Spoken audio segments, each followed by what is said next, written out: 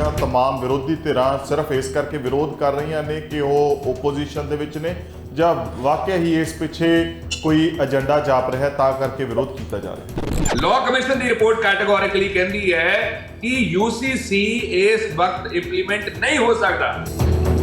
ਜੇ ਤੁਸੀਂ uniform civil code ਲੈ ਆਉਣੇ ਹੋ ਤਾਂ ਸਾਡੇ ਪਰਸਨਲ ਲਾਜ਼ ਕਿੱਥੇ ਜਾਣਗੇ? ਪਾਰਟੀਆਂ ਕਹਿ ਰਹੀਆਂ ਘੱਟ ਗਿਣਤੀਆਂ ਲਈ ਇਹ ਨੁਕਸਾਨਦੇਹ ਹੈ। ਕਿਸ ਤਰ੍ਹਾਂ ਨੁਕਸਾਨਦੇਹ ਹੈ ਜੀ? ਅਜੇ ਤੱਕ 9 ਸਾਲ ਸਾਡੀ ਸਰਕਾਰ ਨੂੰ ਹੋਂਦ ਵਿੱਚ ਆਇਆ ਹੋਗੇ, ਬੀਜੇਪੀ ਦੀ ਮੋਦੀ ਸਰਕਾਰ ਨੂੰ 9 ਸਾਲ ਵਿੱਚ ਤੇ ਘੱਟ ਗਿਣਤੀਆਂ ਨੂੰ ਕੋਈ ਐਦਾਂ ਦੀ ਮੁਸ਼ਕਲ ਆਈ ਨਹੀਂ।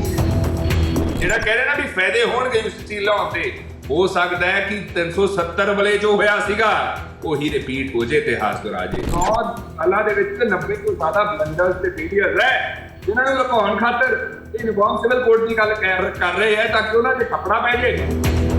ਕਿ ਬੀਜੇਪੀ ਹਰ ਮੁੱਦੇ ਨੂੰ ਇੱਕ ਕਰਕੇ ਕਿਉਂ ਵੇਖਦੀ ਹੈ? ਹਰ ਚੀਜ਼ ਦੇ ਵਿੱਚ ਇਕਹਿਰਾਪਣ ਕਿਉਂ ਸੋਚਦੀ ਹੈ? ਚਾਹੇ ਉਹ ਇੱਕ ਵੋਟ ਦੀ ਗੱਲ ਹੋਵੇ, ਇੱਕ ਸੋਚ ਦੀ ਗੱਲ ਹੋਵੇ। ਰਾਜਾਂ ਦੇ ਵਿੱਚ ਸਰਕਾਰਾਂ ਵੱਖੋ ਵੱਖਰੀਆਂ ਨੇ, ਕਾਨੂੰਨ ਵੱਖੋ ਵੱਖਰੇ ਨੇ, ਕਿਤੇ ਪਕੋਕਾ ਹੈ ਕਿਤੇ ਮਕੋਕਾ ਹੈ, ਵੱਖ ਵੱਖ ਹਾਲਾਤ ਨੇ, ਵੱਖੋ ਵੱਖਰੇ ਕਲਚਰ ਨੇ। ਸਾਰਿਆਂ ਨੂੰ ਇੱਕ ਰੱਸੇ ਨਾਲ ਕਿਵੇਂ ਬੰਨ੍ਹ ਸਕਦੇ?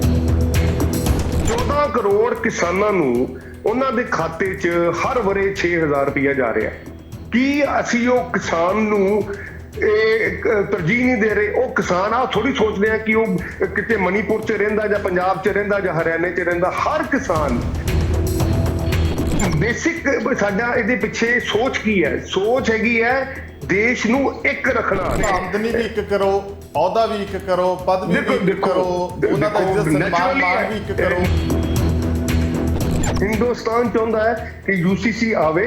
ਇਹ ਤਾਂ ਤੁਸੀਂ ਡਿਕਟੇਟਰਸ਼ਿਪ ਦੀ ਗੱਲ ਕਰ ਰਹੇ ਹੋ ਕਿ ਜਿਹਨੂੰ ਚੁਣ ਲਿਆ ਤੇ ਉਹਦੇ ਕੋਲੇ ਅਧਿਕਾਰ ਹੁੰਦਾ ਹੈ। ਡੈਮੋਕ੍ਰੇਸੀ ਦੀ ਖੂਬਸੂਰਤੀ ਸ਼ਾਇਦ ਤੁਸੀਂ ਭੁੱਲ ਗਏ ਹੋ। ਜੋ ਦੇਸ਼ ਦਾ ਮੂਡ ਹੈਗਾ ਉਹੀ ਪਾਰਟੀਆਂ ਦਾ ਮੂਡ ਹੁੰਦਾ, ਉਹੀ ਸਰਕਾਰਾਂ ਦਾ ਮੂਡ ਹੁੰਦਾ ਤੇ ਕਾਂਗਰਸ ਨੂੰ ਦੇਸ਼ ਦਾ ਮੂਡ ਸਮਝ ਜਾਣਾ ਚਾਹੀਦਾ ਤੇ ਯੂਸੀਸੀ ਨੂੰ ਸਪੋਰਟ ਕਰਨਾ ਚਾਹੀਦਾ। ਸ਼ਾਇਦ ਮੁਲਕ ਦੇ ਕਿਸਾਨ ਦੀ ਆਵਾਜ਼ ਸੁਣਨ ਦੇ ਵਿੱਚ ਸਾਲ ਸਵਾ ਸਾਲ ਲੰਘ ਗਿਆ ਸੀਗਾ, 600-700 ਸ਼ਹਾਦਤਾਂ ਹੋ ਗਈਆਂ। ਮੈਂ ਤੁਹਾਨੂੰ ਉਹੀ ਕਹਿ ਰਿਹਾ, ਹੁਣ ਬਾਅਦ ਦੇ ਵਿੱਚ ਡਿਸਕਸ਼ਨ ਕਰੋਗੇ। ਵਪਾਰੀ ਖੁਸ਼ ਨੇ, ਅਦਾਨੀ ਸਾਹਿਬ ਵੀ ਖੁਸ਼ ਨੇ, ਹੋਰ ਕਈ ਸੇਠ ਸਾਹਿਬ ਵੀ ਖੁਸ਼ ਨੇ। ਅੱਜ ਪੰਜਾਬ ਦੇ ਕਿਸਾਨ ਦੀ ਇਨਕਮ ਪਰ ਕੈਪੀਟਲ 27,000 ਨਵਜੋਤ, ਯਸ ਸੱਚ ਇਟ ਆਊਟ। ਮੈਂ ਬਿਨਾਂ ਤੱਥ ਤੋਂ ਨਹੀਂ ਬੋਲਦਾ ਕਦੀ ਵੀ। ਨਹੀਂ, ਮੈਂ ਵੀ ਬਿਨਾਂ ਤੱਥ ਤੋਂ ਗੱਲ ਨਹੀਂ ਕਰਦਾ। ਸੁਸਾਈਡ ਰੇਸ਼ੋ ਦੇ ਵਿੱਚ ਇਜ਼ਾਫਾ ਹੋਇਆ, ਘਟਿਆ ਨਹੀਂ। ਕਹਿੰਦੇ ਨੈਸ਼ਨਲ ਲੈਂਗੁਏਜ ਹੈ ਜੀ, ਸਾਡੀ ਨੈਸ਼ਨਲ ਲੈਂਗੁਏਜ ਹੈ ਹਿੰਦੀ, ਸਾਡੀ ਨੈਸ਼ਨਲ ਲੈਂਗੁਏਜ ਹੈ। ਇਹ ਜਦ ਤੁਸੀਂ ਪੁੱਛਿਆ ਵੀ ਇਹ ਕਿੱਥੇ ਮੈਂਸ਼ਨਡ ਹੈ ਤੇ ਭਾਰਤੀ ਜਨਤਾ ਪਾਰਟੀ ਕੋਲੇ ਜਵਾਬ ਕੋਈ ਨਹੀਂ ਸੀ। ਕਹਿੰਦੇ ਮੈਂ ਦਿਖਾ ਨਹੀਂ ਸਕਦਾ ਕਿਉਂਕਿ ਮੈਂ ਫੋਨ ਤੇ ਜੁੜਿਆ ਹੋਇਆ। ਸੋਈ ਸਾਹਿਬ ਆਵਾਜ਼ ਆ ਰਹੀ ਹੈ? ਲੱਗਦਾ ਸੋਈ ਸਾਹਿਬ ਡਿਬੇਟ ਨੂੰ ਵਿੱਚੇ ਛੱਡ ਕੇ ਚਲੇ ਗਏ ਆ। ਧਾਲੀਵਾਲ ਸਾਹਿਬ, ਇਹ ਤਾਂ ਬੀਜੇਪੀ ਦੀ ਆਦਤ ਹੈ, ਜਦੋਂ ਜਵਾਬ ਪਤਾ ਵੀ ਨਹੀਂ ਹੋਣਗੇ ਤੇ ਆਪੇ ਮੈਦਾਨ ਛੱਡਣਾ ਪੈਂਦਾ। ਇਹ ਹਰੇਕ ਜਗ੍ਹਾ ਇਹੀ ਹੈ। ਮੈਨੂੰ ਖੜਿਆਲ ਸਾਹਿਬ ਦੀ ਆਵਾਜ਼ ਨਹੀਂ ਆ ਰਹੀ। ਬੜੇ ਵਧੀਆ ਵਕੀਲ ਧਾਲੀਵਾਲ ਸਾਹਿਬ, ਤੁਸੀਂ ਪੁੱਛਦੇ ਸਾਹਿਬ। ਸੋਈ ਸਾਹਿਬ ਚਿੱਟੇ ਦਿਨ ਚਿੱਟਾ ਝੂਠ ਜਾਂ ਤਾਂ ਐਂ ਕਹਿੰਦੇ ਵੀ ਅਸੀਂ ਓਪੋਜੀਸ਼ਨ ਦੀ ਆਵਾਜ਼ ਸੁਣਨਾ ਨਹੀਂ ਚਾਹੁੰਦੇ ਜੀ। ਮੈਨੂੰ ਆਵਾਜ਼ ਨਹੀਂ ਸੁਣਦੀ। ਤੁਸੀਂ ਤਾਂ ਸਾਡਾ ਸਾਰਾ ਤੰਤਰ ਹੀ ਫੇਲ ਕਰਤਾ ਕਿ ਉਹਨਾਂ ਦੀ ਆਵਾਜ਼ ਹੀ ਨਹੀਂ ਆ ਰਹੀ ਹੈਗੀ। ਆਫੀਸ਼ੀਅਲ ਕਿੱਥੇ ਲਿਖਿਆ ਹੋਇਆ ਹੈ ਕਿ ਹਿੰਦੀ ਸਾਡੀ ਰਾਸ਼ਟਰੀ ਭਾਸ਼ਾ ਹੈ? ਚਲੋ ਵੀ ਖੜਿਆਲ ਸਾਹਿਬ ਨੂੰ, ਜੇ ਹੁਣ ਖੜਿਆਲ ਸਾਹਿਬ ਹਿੰਦੀ ਨੂੰ ਆਪਣੀ ਰਾਸ਼ਟਰੀ ਭਾਸ਼ਾ ਹੀ ਨਹੀਂ ਮੰਨਣਾ ਚਾਹੁੰਦੇ ਤੇ ਫਿਰ ਤੇ ਮੇਰਾ ਤਾਂ ਕੋਈ ਜਵਾਬ ਹੀ ਹੈ ਨਹੀਂ ਇਹਦੇ ਉੱਪਰ। ਭਾਜਪਾ ਇਹ ਗੱਲ ਕਹਿ ਸਕਦੀ ਹੈ ਕਿਸੇ ਵੀ ਪੰਜਾਬੀ ਨੂੰ ਕਿ ਉਹਦੀ ਮਾਤ ਭਾਸ਼ਾ ਪੰਜਾਬੀ ਨਹੀਂ ਹੈ, ਹਿੰਦੀ ਹੈ? ਮੈਂ ਤੇ ਨਵਜੋਤ ਜੀ, ਮੈਂ ਤੁਹਾਨੂੰ ਉਹੀ ਕਹਿ ਰਿਹਾ, ਪੰਜਾਬ ਦੀ ਗੱਲ ਨਹੀਂ ਚੱਲ ਰਹੀ, ਰਾਸ਼ਟਰ ਦੀ ਗੱਲ ਚੱਲ ਰਹੀ ਹੈ। ਇਹਨਾਂ ਨੂੰ ਪੁੱਛੋ ਕਿ ਕਾਂਗਰਸ ਹਿੰਦੀ ਨੂੰ ਰਾਸ਼ਟਰੀ ਭਾਸ਼ਾ ਨਹੀਂ ਮੰਨਦੀ। ਸੋਹੀ ਸਾਹਿਬ, ਪੰਜਾਬ ਨੂੰ ਐ ਵੱਖ ਨਾ ਕਰਿਆ ਕਰੋ ਜੀ। ਇੱਥੇ ਡਿਬੇਟ 'ਚ ਬਿਆਨ ਦੋ ਵੀ ਸਿੱਖਾਂ ਦੀ ਲੈਂਗੁਏਜ ਪੰਜਾਬੀ ਨਹੀਂ ਹੈ, ਵੀ ਬੀਜੇਪੀ ਪੰਜਾਬ ਦੀ ਲੈਂਗੁਏਜ ਪੰਜਾਬੀ ਨਹੀਂ ਹੈ, ਤੁਹਾਡੀ ਲੈਂਗੁਏਜ ਪੰਜਾਬੀ ਨਹੀਂ ਹੈ। ਕਹਿ ਦੋ ਆਫੀਸ਼ੀਅਲੀ ਨਹੀਂ ਹੈਗੀ ਇਹ, ਕਹੋ। ਉਹ ਯਾਰ ਮੈਂ ਇਹਦਾ ਕੁਐਸਚਨ ਹੀ ਨਹੀਂ ਹੈ। ਕੁਐਸਚਨ ਹਿੰਦੀ ਦਾ ਹੋ ਰਿਹਾ ਯਾਰ। ਅੱਜ ਪੰਜਾਬੀ ਦਾ ਮੁਲਾਜ਼ਮ ਦਾ ਕੁਐਸਚਨ ਨਹੀਂ ਹੈ। ਅੱਜ ਕੁਐਸਚਨ ਜਿਹੜਾ ਹੈਗਾ ਹਿੰਦੀ ਦਾ ਕੁਐਸਚਨ ਹੈ। ਤੁਸੀਂ ਆਖੋ। ਸਤਿ ਸ੍ਰੀ ਅਕਾਲ ਦੀ ਸਪੋਕਸਮੈਨ ਡਿਬੇਟ ਦੇਖ ਰਹੇ ਸਾਰੇ ਦਰਸ਼ਕਾਂ ਦਾ ਸਵਾਗਤ ਹੈ। ਅੱਜ ਗੱਲ ਉਸ ਤੂਫਾਨ ਦੀ ਕਰਾਂਗੇ ਜਿਹਨੂੰ ਲੈ ਕੇ ਵਿਰੋਧੀ ਧਿਰਾਂ ਨੇ ਕਈ ਤਰ੍ਹਾਂ ਦੇ ਸਵਾਲ ਖੜੇ ਕੀਤੇ ਔਰ ਇਸ ਦੇ ਲਈ ਚਕੰਨਾ ਵੀ ਕੀਤਾ ਮੁਲਕ ਦੀ ਹਾਕਮ ਜਮਾਤ ਭਾਜਪਾ ਦੀ ਸਰਕਾਰ ਨੂੰ ਕਿ ਦੇਖਿਓ ਕਿਤੇ ਬਿਨਾਂ ਕਿਸੇ ਦੀ ਸਲਾਹ ਲਏ ਇੱਕ ਤੂਫਾਨ ਵਰਗਾ ਮਾਹੌਲ ਨਾ ਮੁਲਕ ਦੇ ਵਿੱਚ ਬਣ ਜਾਵੇ, ਕਿਉਂਕਿ ਪਹਿਲਾਂ ਵੀ ਬਹੁਤ ਸਾਰੇ ਫੈਸਲੇ ਜਿਹੜੇ ਆ ਇੱਕ ਪਾਸੜ ਹੋ ਕੇ ਲਏ ਗਏ ਆ।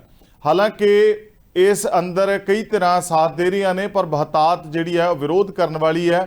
ਔਰ ਕਿਹਾ ਜਾ ਰਿਹਾ ਹੈ ਕਿ ਯੂਨੀਅਨ ਸਿਵਲ ਕੋਡ ਦੇ ਜ਼ਰੀਏ ਜਿਹੜਾ ਹੈ ਇੱਕ ਕਾਨੂੰਨ ਦੇ ਤਹਿਤ ਸਾਰੇ ਜਿਹੜੇ ਆ ਉਹਦੇ ਦਾਇਰੇ, ਉਹਦੇ ਘੇਰੇ ਦੇ ਵਿੱਚ ਆਉਣਗੇ। ਔਰ ਜਿਵੇਂ ਪ੍ਰਧਾਨ ਮੰਤਰੀ ਸਾਹਿਬ ਨੇ ਕਿਹਾ ਹੈ ਕਿ ਇੱਕ ਘਰ ਦੇ ਵਿੱਚ ਦੋ ਕਾਨੂੰਨ ਕਿਵੇਂ ਚੱਲ ਸਕਦੇ ਆ, ਪਰ ਗੱਲ ਸੋਚਣ ਤੇ ਸਮਝਣ ਵਾਲੀ ਇਹ ਆ ਕਿ ਜਦੋਂ ਇੱਕ ਘਰ ਦੇ ਵਿੱਚ, ਇੱਕ ਧਰਮ ਦੇ ਵਿੱਚ, ਇੱਕ ਮਜ਼ਹਬ ਦੇ ਵਿੱਚ ਲੋਕ ਰਹਿੰਦੇ ਹੋਣ ਤੇ ਕਾਨੂੰਨ ਤਾਂ ਵੱਖੋ ਵੱਖਰੇ ਹੁੰਦੇ ਆ। ਇੱਕੋ ਕਾਨੂੰਨ ਦੇ ਵਿੱਚ ਕਿੰਨੇ ਹੀ ਅਨੇਕਾਂ ਕਾਨੂੰਨ ਨੇ, ਉਹਦੇ ਵਿੱਚ ਅਨੇਕਾਂ ਧਾਰਾਵਾਂ ਨੇ। ਔਰਤਾਂ ਦੇ ਲਈ ਵਿਸ਼ੇਸ਼ ਕਾਨੂੰਨ ਬਣੇ ਹੋਏ ਆ। ਔਰ ਅਦਾਲਤੀ ਪ੍ਰਕਿਰਿਆ ਦੇਖੀਏ, ਜੇਕਰ ਮੁਲਕ ਦੇ ਵਿੱਚ ਹੇਠਲੀਆਂ ਅਦਾਲਤਾਂ ਨੇ ਤਾਂ ਉੱਚ ਅਦਾਲਤਾਂ ਨੇ, ਉਸ ਤੋਂ ਉੱਤੇ ਵੀ ਇੱਕ ਸਰਵਉੱਚ ਅਦਾਲਤ ਜਿਹੜੀ ਆ ਬਣੀ ਹੋਈ ਹੈ। ਔਰ ਜਿਹੜੀ ਸਾਡੀ ਪੋਲੀਟੀਕਲ ਸਿਸਟਮ ਹੈ, ਵਿਧਾਨ ਸਭਾ ਤੋਂ ਬਾਅਦ ਅੱਗੇ ਜੇ ਲੋਕ ਸਭਾ ਦੀ ਗੱਲ ਕਰਦੇ ਹਾਂ, ਉਹਦੇ ਨਾਲ ਰਾਜ ਸਭਾ ਹੈ, ਸਦਨ ਵੀ ਸਾਡੇ ਦੋ ਕੰਮ ਕਰਦੇ ਆ। ਔਰ ਇਹ ਪ੍ਰਧਾਨ ਮੰਤਰੀ ਤੋਂ ਉੱਤੇ ਰਾਸ਼ਟਰਪਤੀ ਹੈ, ਮੁੱਖ ਮੰਤਰੀ ਤੋਂ ਉੱਤੇ ਰਾਜਪਾਲ ਹੈ। ਔਰ ਕਿੰਨੀਆਂ ਹੀ ਭਾਸ਼ਾਵਾਂ, ਧਰਮ ਤੇ ਸੁਭਾਵਾਂ, ਸੱਭਿਆਚਾਰ ਦਾ ਸੁਮੇਲ ਹੈ ਇਹ ਮੁਲਕ। ਇਹਦੀ ਅਨੇਕਤਾ ਦੇ ਵਿੱਚ ਹੀ ਇੱਕ ਏਕਤਾ ਦੀ ਜਿਹੜੀ ਮਿਸਾਲ ਹੈ। ਤੁਸੀਂ ਚਾਹੇ ਉਰਦੂ ਦੀ ਗੱਲ ਕਰੋ, ਚਾਹੇ ਗੁਜਰਾਤੀ ਦੀ ਗੱਲ ਕਰੋ, ਮਲਿਆਲਮ, ਕੰਨੜ, ਹਰਿਆਣਵੀ, ਭੋਜਪੁਰੀ, ਪੰਜਾਬੀ, ਕਿੰਨੀਆਂ ਭਾਸ਼ਾਵਾਂ ਨੇ। ਔਰ ਉਹਨਾਂ ਭਾਸ਼ਾਵਾਂ ਦੇ ਵਿੱਚ ਕਿੰਨੀਆਂ ਬੋਲੀਆਂ, ਬੋਲੀਆਂ ਤੋਂ ਬਾਅਦ ਕਿੰਨੀਆਂ ਉਪਬੋਲੀਆਂ। ਇਹ ਸਾਰੀ ਅਨੇਕਤਾ ਦੇ ਵਿੱਚ ਏਕਤਾ, ਇਹ ਵੰਨ-ਸੁਵੰਨਤਾ ਇਸ ਗੱਲ ਦੀ ਮਿਸਾਲ ਦਿੰਦੀ ਹੈ ਕਿ ਇੱਥੋਂ ਦਾ ਜਿਹੜਾ ਪੌਣ ਪਾਣੀ ਹੈ, ਉਹਦੀ ਜਿਹੜੀ ਫਿਜ਼ਾ ਦੇ ਵਿੱਚ ਘੁਲਿਆ ਹੋਇਆ ਰੰਗ ਹੈ, ਉਹ ਕਿਸ ਤਰੀਕੇ ਨਾਲ ਚੱਲਦਾ ਹੈ। ਇਸਲਾਮ ਦੇ ਵਿੱਚ ਸ਼ਰਅ ਦਾ ਕਾਨੂੰਨ ਹੈ। ਸਿੱਖ SGPC ਨੂੰ ਆਪਣੀ ਸਿਰਮੌਰ ਸੰਸਥਾ ਮੰਨਦੇ ਆ। ਅਕਾਲ ਤਖਤ ਸਾਹਿਬ ਅੱਗੇ ਸਿਜਦਾ ਕਰਦੇ ਆ। ਸੋ ਇਦਾਂ ਦੀਆਂ ਬਹੁਤ ਸਾਰੀਆਂ ਉਦਾਹਰਨਾਂ ਨੇ, ਪਰ ਇਸ ਨੂੰ ਲੈ ਕੇ ਮੁਲਕ ਦੇ तमाम ਸਿਆਸੀ ਲੀਡਰ ਔਰ ਵਜ਼ੀਰ ਆਜ਼ਮ ਕੀ ਕੁਝ ਆਖ ਰਹੇ ਆ, ਕਹਿ ਰਹੇ ਆ, ਉਹ ਸੁਣਦੇ ਆ ਤੇ ਉਸ ਤੋਂ ਬਾਅਦ ਚਰਚਾ ਕਰਾਂਗੇ। आप मुझे बताइए, एक घर में परिवार के एक सदस्य के लिए एक कानून हो, परिवार के दूसरे सदस्य के लिए दूसरा कानून हो, तो क्या वो घर चल पाएगा? क्या कभी भी चल पाएगा क्या? फिर ऐसी दोहरी व्यवस्था से देश कैसे चल पाएगा? और सुप्रीम कोर्ट ने बार बार कहा है, सुप्रीम कोर्ट डंडा मारती है, कह रही है कॉमन सिविल कोड। देखिए, सैद्धांतिक रूप से हम इसके समर्थन में हैं। आर्टिकल 44 भी इसका समर्थन करती है कि देश में यूसीसी होनी चाहिए। कुछ मुद्दे ऐसे होते हैं जो देश के लिए बहुत मूलभूत होते हैं। ऐसे मूलभूत मुद्दों पर अथॉरिटेरियन तरीके से जाना वो ठीक नहीं होगा। तो वाइडर कंसल्टेशन की जरूरत है। सबसे बातचीत करके कंसेंसस बिल्ड करनी चाहिए इस पर, यह हमारा मानना है। हम सैद्धांतिक रूप से इसके समर्थन में हैं, लेकिन इसके एग्जीक्यूशन या इसको इम्प्लीमेंट करने का तरीका कंसेंसस है। बिना कंसेंसस आप ऐसी चीज लागू नहीं कर सकते जिसमें बहुत सारे लोग आपसे दुखी और नाराज हो जाएं। ठीक है, यूनीफाइड सिविल कोड ਜਿਹੜਾ ਇਹ ਮੈਂ ਸਮਝਦਾ ਇਹ ਜਿਹੜਾ ਬਹੁਤ ਪਛਾਈ ਤੇ ਇਹ ਯੂਨੀਅਨ ਆਫ ਇੰਡੀਆ ਆ। ਇੱਥੇ ਵੱਖ-ਵੱਖ ਸਟੇਟਾਂ ਆ, ਵੱਖ-ਵੱਖ ਸਟੇਟਾਂ ਦਾ ਵੱਖ-ਵੱਖ ਕਲਚਰ ਆ, ਤੇ ਜੇ ਵੀ ਇਦਾਂ ਦਾ ਕੋਈ ਫੋਰਸ ਕਰਾਂਗੇ ਆਪਾਂ ਜਿੱਦਾਂ ਯੂਨੀਫਾਈਡ ਸਿਵਲ ਕੋਡ ਦੇ ਤੌਰ ਦੇ ਉੱਤੇ, ਤੇ ਸਾਡੀਆਂ ਰਵਾਇਤਾਂ ਵੀ ਖਤਮ ਹੋ ਜਾਣਗੀਆਂ, ਕਲਚਰ ਵੀ ਖਤਮ ਹੋ ਜਾਣਗੇ, ਤੇ ਬਹੁਤ ਸਾਰੇ ਲੋਕਾਂ ਦੀਆਂ ਭਾਵਨਾ ਵੀ ਜਿਹੜੀਆਂ ਇੰਜਰ ਹੋਣਗੀਆਂ। ਅਸੀਂ ਤਾਂ ਮੁੰਡੋਂ ਹੀ ਇਹਦੇ ਇੱਕ ਉਹਨੇ ਕੁਐਸਚਨਰ ਭੇਜੇ ਸੀ, ਅਸੀਂ ਤਾਂ ਉਹਦੇ ਰਿਪਲਾਈ ਦੀ ਚਿੱਠੀ ਸਿੱਧੀ ਲਿਖੀ ਆ ਵੀ ਇਹਨੂੰ ਲਾਗੂ ਨਾ ਕੀਤਾ ਜਾਵੇ। ਸੋ ਆਏ ਹੋਏ ਮਹਿਮਾਨਾਂ ਦਾ ਰਸਮੀ ਤਾਰੁਫ ਕਰਵਾਉਂਦੇ ਹੋਏ ਇਸਤਕਬਾਲ ਕਰਾਂਗੇ। ਇਸ ਚਰਚਾ ਦੇ ਵਿੱਚ ਕਾਂਗਰਸ ਤੋਂ ਸਾਡੇ ਨਾਲ ਐਡਵੋਕੇਟ APS ਖੜਿਆਲ ਸਾਹਿਬ ਤਸ਼ਰੀਫ ਲੈ ਕੇ ਆਏ। ਜਨਾਬ ਜੀ ਆਇਆਂ ਨੂੰ। ਔਰ ਕਮਲਜੀਤ ਸੋਹੀ BJP ਤੋਂ ਆਪਣੀ ਗੱਲਬਾਤ ਰੱਖਣਗੇ। ਤੁਹਾਡਾ ਸਵਾਗਤ ਹੈ। ਖੜਿਆਲ ਸਾਹਿਬ, ਸਭ ਤੋਂ ਪਹਿਲਾਂ ਤਾਂ ਮੈਂ ਤੁਹਾਡੇ ਤੋਂ ਜਾਣਨਾ ਪੁੱਛਣਾ ਚਾਹੁੰਦਾ ਕਿ ਮੁਲਕ ਦੀਆਂ तमाम ਵਿਰੋਧੀ ਧਿਰਾਂ ਸਿਰਫ ਇਸ ਕਰਕੇ ਵਿਰੋਧ ਕਰ ਰਹੀਆਂ ਨੇ ਕਿ ਉਹ ਓਪੋਜੀਸ਼ਨ ਦੇ ਵਿੱਚ ਨੇ, ਜਾਂ ਵਾਕਿਆ ਹੀ ਇਸ ਪਿੱਛੇ ਕੋਈ ਏਜੰਡਾ ਜਾਪ ਰਿਹਾ ਤਾਂ ਕਰਕੇ ਵਿਰੋਧ ਕੀਤਾ ਜਾ ਰਿਹਾ? नहीं, देखो कांग्रेस पार्टी ने, अच्छा धालीवाल साहब इको आ रही है जरा जी, मैं टीम ਨੂੰ ਕਹੂੰਗਾ ਕਾइंडली ਇਹਨੂੰ ਦਰੁਸਤ ਕੀਤਾ ਜਾਵੇ। ਜੀ ਧੰਨਵਾਦ ਧਾਲੀਵਾਲ ਸਾਹਿਬ। ਪਹਿਲੀ ਗੱਲ ਤਾਂ ਅੱਜ ਇੱਕ ਗੱਲ ਸਪਸ਼ਟ ਹੋ ਗਈ ਹੈ ਧਾਲੀਵਾਲ ਸਾਹਿਬ। ਪਹਿਲਾਂ ਭਾਰਤੀ ਜਨਤਾ ਪਾਰਟੀ ਨੇ UCC ਦੀ ਗੱਲ ਕੀਤੀ, ਥੋੜੇ ਟਾਈਮ ਬਾਅਦ ਹੀ ਆਮ ਆਦਮੀ ਪਾਰਟੀ ਨੇ BJP ਨੂੰ UCC ਤੇ ਸਮਰਥਨ ਦਿੱਤਾ। ਇੱਥੋਂ ਇੱਕ ਗੱਲ ਸਪਸ਼ਟ ਹੋ ਗਈ ਕਿ ਇਹ A ਤੇ B ਟੀਮ ਹੈ, ਇੱਕ ਦੂਜੇ ਦਾ ਸਾਥ ਦਿੰਦੇ ਹੈ ਤੇ ਪ੍ਰੀਟੈਂਡ ਕਰਦੇ ਹੈ ਕਿ ਅਸੀਂ ਵਿਰੋਧੀ ਹੈ, ਤੇ ਪ੍ਰੋਬਲਮ ਇਹ ਹੈ ਧਾਲੀਵਾਲ ਸਾਹਿਬ ਕਿ ਆਮ ਆਦਮੀ ਪਾਰਟੀ ਦੇ ਜੇ ਪਾਠਕ ਸਾਹਿਬ ਨੇ ਪ੍ਰੈਸ ਕਾਨਫਰੰਸ ਕਰਕੇ ਸਟੈਂਡ ਲੈ ਹੀ ਲਿਆ ਤੇ ਫਿਰ ਅੱਜ ਬੁਲਾਰਾ ਭੇਜਣ ਦਾ ਮਤਲਬ ਕੀ ਹੈ ਜੀ? ਜੇ ਤੁਹਾਡੀ ਪਾਰਟੀ ਦਾ ਕਲੀਅਰ ਸਟੈਂਡ ਹੈ ਫਿਰ ਤੁਸੀਂ ਬੁਲਾਰਾ ਭੇਜੋ। ਜੇ ਬੁਲਾਰਾ ਨਹੀਂ ਭੇਜ ਰਹੇ, ਨੈਸ਼ਨਲ ਸਟੈਂਡ ਹੋਣ ਦੇ ਬਾਵਜੂਦ, ਹਾਈ ਕਮਾਂਡ ਦਾ ਸਟੈਂਡ ਹੋਣ ਦੇ ਬਾਵਜੂਦ, ਤਾਂ ਇਹਦਾ ਮਤਲਬ ਧਾਲੀਵਾਲ ਸਾਹਿਬ ਦੋ ਹੀ ਹੋ ਸਕਦੇ ਆ। ਇੱਕ, ਜਾਂ ਤਾਂ ਆਦਮੀ ਪਾਰਟੀ ਦੀ ਜਵਾਬਦੇਹੀ ਕੋਈ ਨਹੀਂ, ਸਰਕਾਰ ਹੈਗੀ ਹੈ ਮਗਰ ਅਸੀਂ ਜਵਾਬ ਨਹੀਂ ਦੇਵਾਂਗੇ, ਜਾਂ ਇਹ ਹੋ ਸਕਦਾ ਹੈ ਕਿ ਆਮ ਆਦਮੀ ਪਾਰਟੀ ਦੀ ਸਰਕਾਰ ਕੁਝ ਲੁਕਾਉਣ ਦੀ ਕੋਸ਼ਿਸ਼ ਕਰ ਰਹੀ ਹੈ, ਕਿਉਂਕਿ ਪੰਜਾਬ ਦੇ ਆਮ ਆਦਮੀ ਪਾਰਟੀ ਯੂਨਿਟ ਤੋਂ ਤਾਂ ਮੈਨੂੰ ਲੱਗਦਾ ਨਹੀਂ ਕਿ ਇਹਨਾਂ ਤੋਂ ਓਪੀਨੀਅਨ ਲਿਆ ਗਿਆ ਹੈ ਵੀ ਤੁਸੀਂ ਇਹਦੇ ਹੱਕ 'ਚ ਹੋ ਕਿ ਨਹੀਂ ਹੋ। ਉਹਦੇ ਬਾਵਜੂਦ ਹੀ ਹਾਈ ਕਮਾਂਡ ਨੇ, ਦਿੱਲੀ ਦੀ ਯੂਨਿਟ ਨੇ, ਆਮ ਆਦਮੀ ਪਾਰਟੀ ਦੇ ਨੇ ਸਟੈਂਡ ਕਨਵੇ ਕਰਤਾ ਪੂਰੇ ਦੇਸ਼ ਨੂੰ। ਸੋ ਮੈਨੂੰ ਇਹ ਲੱਗ ਰਿਹਾ ਕਿ ਪੰਜਾਬ ਇੰਨਾ ਖੁਸ਼ ਨਹੀਂ ਹੈ, ਆਮ ਆਦਮੀ ਪਾਰਟੀ ਦਾ ਯੂਨਿਟ ਜਿਹੜਾ ਆਮ ਆਦਮੀ ਪਾਰਟੀ ਪੰਜਾਬ ਯੂਨਿਟ। ਤੇ ਹੁਣ ਆ ਜਾਂਦੇ ਆਪਾਂ ਭਾਰਤੀ ਜਨਤਾ ਪਾਰਟੀ ਤੇ। ਮੈਂ ਬੀਜੇਪੀ ਨੂੰ ਇੱਕ ਸਵਾਲ ਪੁੱਛਦਾ ਕਿ ਤੁਸੀਂ ਲਾਅ ਕਮਿਸ਼ਨ, ਕਿਸੇ ਕਾਰਨ ਕਰਕੇ ਲਾਅ ਕਮਿਸ਼ਨ ਹੈਗਾ ਤੇ ਲਾਅ ਕਮਿਸ਼ਨ ਦੀ ਰਿਪੋਰਟ ਤੁਸੀਂ ਪੜ੍ਹੀ ਹੈ ਕਿ ਨਹੀਂ ਪੜ੍ਹੀ? ਲਾਅ ਕਮਿਸ਼ਨ ਦੀ ਰਿਪੋਰਟ ਕੈਟੇਗੋਰਿਕਲੀ ਕਹਿੰਦੀ ਹੈ ਕਿ ਯੂਸੀਸੀ ਇਸ ਵਕਤ ਇੰਪਲੀਮੈਂਟ ਨਹੀਂ ਹੋ ਸਕਦਾ। ਉਹਦੇ ਬਾਵਜੂਦ ਭਾਰਤੀ ਜਨਤਾ ਪਾਰਟੀ ਕਹਿ ਰਹੀ ਹੈ ਯੂਸੀਸੀ ਹੋਣਾ ਚਾਹੀਦਾ। ਮਤਲਬ ਆਮ ਆਦਮੀ ਪਾਰਟੀ ਦੇ ਬੀਜੇਪੀ ਨਾ ਦੋਵੇਂ ਇੱਕ ਸਿੱਕੇ ਦੇ ਦੋ ਪਹਿਲੂ ਹੋ ਚੁੱਕੇ ਆ। ਦੋਵੇਂ ਤਾਨਾਸ਼ਾਹ ਤਰੀਕੇ ਨਾਲ ਚੱਲਦੇ ਆ, ਦੋਵੇਂ ਡਿਕਟੇਟੋਰੀਅਲ ਫੈਸ਼ਨ ਚ ਗਵਰਨ ਕਰਦੇ ਆ। ਲੋਕ ਕੀ ਕਹਿੰਦੇ ਆ, ਕਮਿਸ਼ਨਸ ਕੀ ਕਹਿੰਦੇ ਆ, ਸਟੇਕ ਹੋਲਡਰਸ ਕੀ ਕਹਿੰਦੇ ਆ? ਚਰਚਾ ਹੋਣੀ ਚਾਹੀਦੀ ਹੈ ਸਭ ਤੋਂ ਪਹਿਲਾਂ ਤਾਂ ਲੋਕ ਕੀ ਕਹਿੰਦੇ ਉਹਨੂੰ ਡਿਸਰਿਗਾਰਡ ਕਰ ਦਿੰਦੇ ਆ।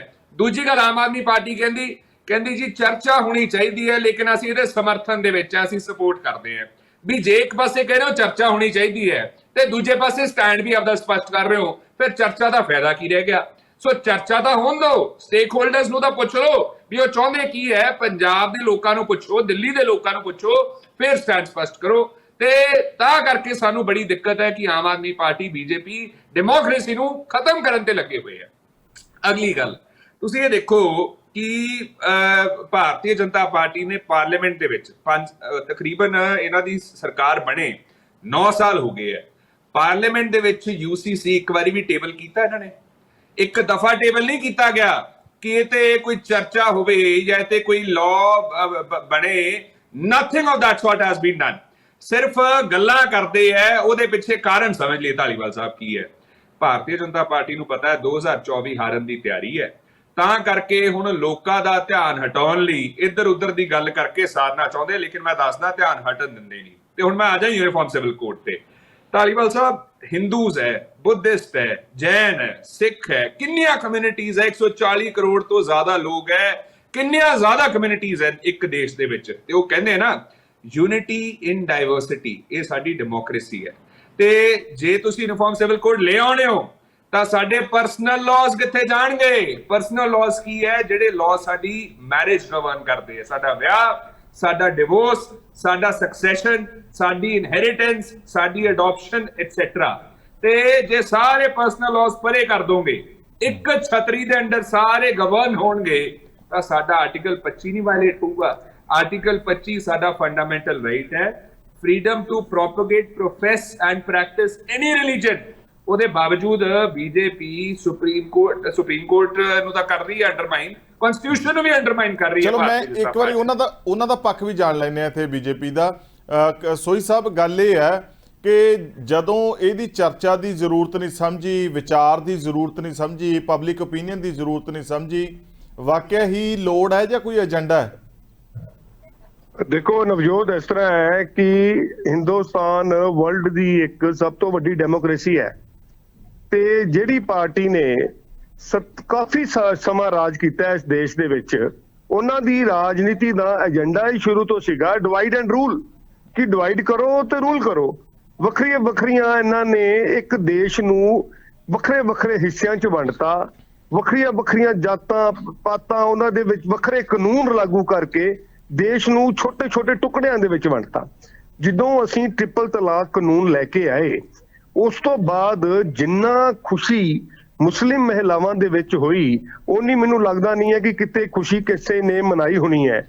ਉਸ ਤੋਂ 370 ਤੁਸੀਂ ਦੇਖ ਲਓ, ਜਦੋਂ 370 ਹਟਾਈ ਤੇ ਅੱਜ ਜੰਮੂ ਕਸ਼ਮੀਰ ਪ੍ਰੋਗਰੈਸ ਵੱਲ ਵੱਧ ਰਿਹਾ ਹੈਗਾ। ਜੇ ਇੱਕ ਦੇਸ਼, ਹਿੰਦੁਸਤਾਨ ਹੀ ਏਦਾਂ ਦਾ ਦੇਸ਼ ਹੈ ਜਿੱਥੇ ਵੱਖਰੇ ਕਾਨੂੰਨ ਵੱਖਰੇ ਨਾਗਰਿਕਾਂ ਵਾਸਤੇ ਨੇ, ਕਿਉਂ ਨਹੀਂ ਤੁਹਾਡੇ ਵਾਸਤੇ? ਪਾਰਟੀਆਂ ਕਹਿ ਰਹੀਆਂ ਘੱਟ ਗਿਣਤੀਆਂ ਲਈ ਇਹ ਨੁਕਸਾਨਦੇਹ ਆ। ਕਿਸ ਤਰ੍ਹਾਂ ਨੁਕਸਾਨਦੇਹ ਹੈ ਜੀ? ਅਜੇ ਤੱਕ 9 ਸਾਲ ਸਾਡੀ ਸਰਕਾਰ ਨੂੰ ਹੋਂਦ ਦੇ ਵਿੱਚ ਆਇਆ ਹੋ ਗਏ, ਬੀਜੇਪੀ ਦੀ ਮੋਦੀ ਸਰਕਾਰ ਨੂੰ 9 ਸਾਲ ਵਿੱਚ ਤੇ ਘੱਟ ਗਿਣਤੀਆਂ ਨੂੰ ਕੋਈ ਏਦਾਂ ਦੀ ਮੁਸ਼ਕਲ ਆਈ ਨਹੀਂ। 9 ਸਾਲ 'ਚ ਤੇ ਘੱਟ ਗਿਣਤੀਆਂ ਵੱਧ ਫੁੱਲ ਰਹੀਆਂ। 9 ਸਾਲ 'ਚ ਤੇ ਜੋ ਸਿੱਖ ਪੰਥ ਵਾਸਤੇ ਮੋਦੀ ਸਾਹਿਬ ਨੇ ਕੀਤਾ ਉਹ ਸ਼ਾਇਦ ਹੀ ਕਿਸੇ ਨੇ ਕੀਤਾ ਹੋਣਾ। 70 ਸਾਲਾਂ ਦੀ ਸਾਡੀ ਅਰਦਾਸ ਸੁਣੇਗੀ, ਕਿਤਾਬ ਉਹਦਾ ਲਾਂਘਾ ਖੋਲ ਦਿੱਤਾ ਗਿਆ। ਜਿਹੜੇ ਬੰਦੀ ਸਿੱਖ ਸੀਗੇ ਕਿ ਉਹਨਾਂ ਨੂੰ ਵੀ ਰਿਹਾ ਕਰ ਦਿੱਤਾ ਗਿਆ, ਕਾਲੀ ਸੂਚੀ ਤੋਂ ਸਿੱਖਾਂ ਨੂੰ ਕੱਢਿਆ ਗਿਆ। ਜਿਹੜੀ ਕਾਂਗਰਸ ਨੇ 84 ਦੇ ਵਿੱਚ ਦੰਗੇ ਕਰਵਾਏ ਸੀਗੇ ਉਹਦੇ ਦੋਸ਼ੀਆਂ ਨੂੰ ਗੱਲ ਹੋ ਰਹੀ ਹੈ। ਮੈਨੂੰ ਲੱਗਦਾ ਹੈ ਕਿ ਸਾਡਾ ਦੇਸ਼ ਇੱਕ ਅਖੰਡ ਭਾਰਤ ਬਣੇਗਾ, ਅਖੰਡ ਸਮਰਾਜ ਬਣੇਗਾ। ਉਹਦੇ ਵੱਲ ਅਸੀਂ ਇਹਦੇ ਵੱਲ ਸਾਨੂੰ ਜ਼ਰੂਰੀ ਹੈਗਾ ਕਿ ਅਸੀਂ UCC ਲੈ ਕੇ ਆਈਏ। ਤੇ ਜੇ ਅੱਜ UCC ਵੱਲ ਸਾਡੇ ਪਬਲਿਕ ਓਪੀਨੀਅਨ ਵੀ ਆ ਰਿਹਾ, ਆ ਪਬਲਿਕ ਓਪੀਨੀਅਨ ਦੇ ਪਬਲਿਕ ਜਿਹੜੀ ਪੋਲੀਟੀਕਲ ਪਾਰਟੀਆਂ ਕੀ ਕਰਦੀਆਂ ਨੇ ਨਵਜੋਤ, ਉਹ ਉਹੀ ਗੱਲ ਫੜਦੀ, ਉਹ ਗੱਲ ਨੂੰ ਅੱਗੇ ਲੈ ਕੇ ਚੱਲਦੀਆਂ ਨੇ ਜੋ ਪਬਲਿਕ ਚਾਹੁੰਦੀ ਹੋਵੇ। ਦੇਖੋ ਅਸੀਂ ਵੀ ਇਲੈਕਸ਼ਨ ਮੋਡ 'ਚ ਅਗਲੇ ਸਾਲ ਭਰੇ ਜਾਣਾ ਹੈ ਤੇ ਇਲੈਕਸ਼ਨ ਤਾਂ ਹੀ ਜਿੱਤਾਂਗੇ ਜੇ ਪਬਲਿਕ ਦੇ ਨਾਲ ਚੱਲਾਂਗੇ, ਜੋ ਪਬਲਿਕ ਦੀ ਗੱਲ ਸੁਣਾਂਗੇ ਤੇ ਪਬਲਿਕ ਦੀ ਨਬਜ਼ ਪਕੜਾਂਗੇ। ਤੇ ਇਸ ਵਕਤ ਪਬਲਿਕ ਦੀ ਨਬਜ਼ ਹੈ ਕਿ ਦੇਸ਼ 'ਚ ਇੱਕੋ ਕਾਨੂੰਨ ਹੋਵੇ। ਰਾਜਸੀ ਸਿਸਟਮ ਦੇ ਵਿੱਚ ਸਾਰਾ ਕੁਝ ਵੋਟ ਨੂੰ ਮੁੱਖ ਪ੍ਰਮੁੱਖ ਰੱਖਦੇ ਹੋਏ ਹੀ ਕੀਤਾ ਜਾਂਦਾ ਹੈ। ਫੈਸਲੇ ਹੋਣ, ਧਾਰਾਵਾਂ ਹੋਣ, ਕਾਨੂੰਨ ਹੋਣ, ਉਹਨਾਂ ਨੂੰ ਉਵੇਂ ਢਾਲ ਲਿਆ ਜਾਂਦਾ ਹੈ। ਖੈਰ ਮੈਨੂੰ ਸਵਾਲ ਪਾਇਆ ਖੜਿਆਲ ਸਾਹਿਬ, ਸੋਹੀ ਸਾਹਿਬ ਨੇ, ਪਰ ਤੁਸੀਂ ਵਧੇਰੇ ਤਰੀਕੇ ਨਾਲ ਦੱਸ ਸਕਦੇ ਹੋ, ਸ਼ਾਇਦ ਮੈਨੂੰ ਕੋਈ ਜਾਂਚ ਨਾ ਹੋਵੇ ਜਾਂ ਜਾਣੂ ਨਾ ਹੋਵਾਂ। ਕਹਿੰਦੇ ਦੱਸੋ ਕੋਈ ਵੀ ਕੋਈ ਦੰਗਾ ਫਸਾਦ ਹੋਇਆ, ਕੋਈ ਹੱਲਾ ਗੁੱਲਾ ਹੋਇਆ? ਸਭ ਕੁਝ 9 ਸਾਲ ਦੇ ਵਿੱਚ ਸੁੱਖ ਆਰਾਮ ਦੇ ਨਾਲ ਚੱਲ ਰਿਹਾ ਹੈ।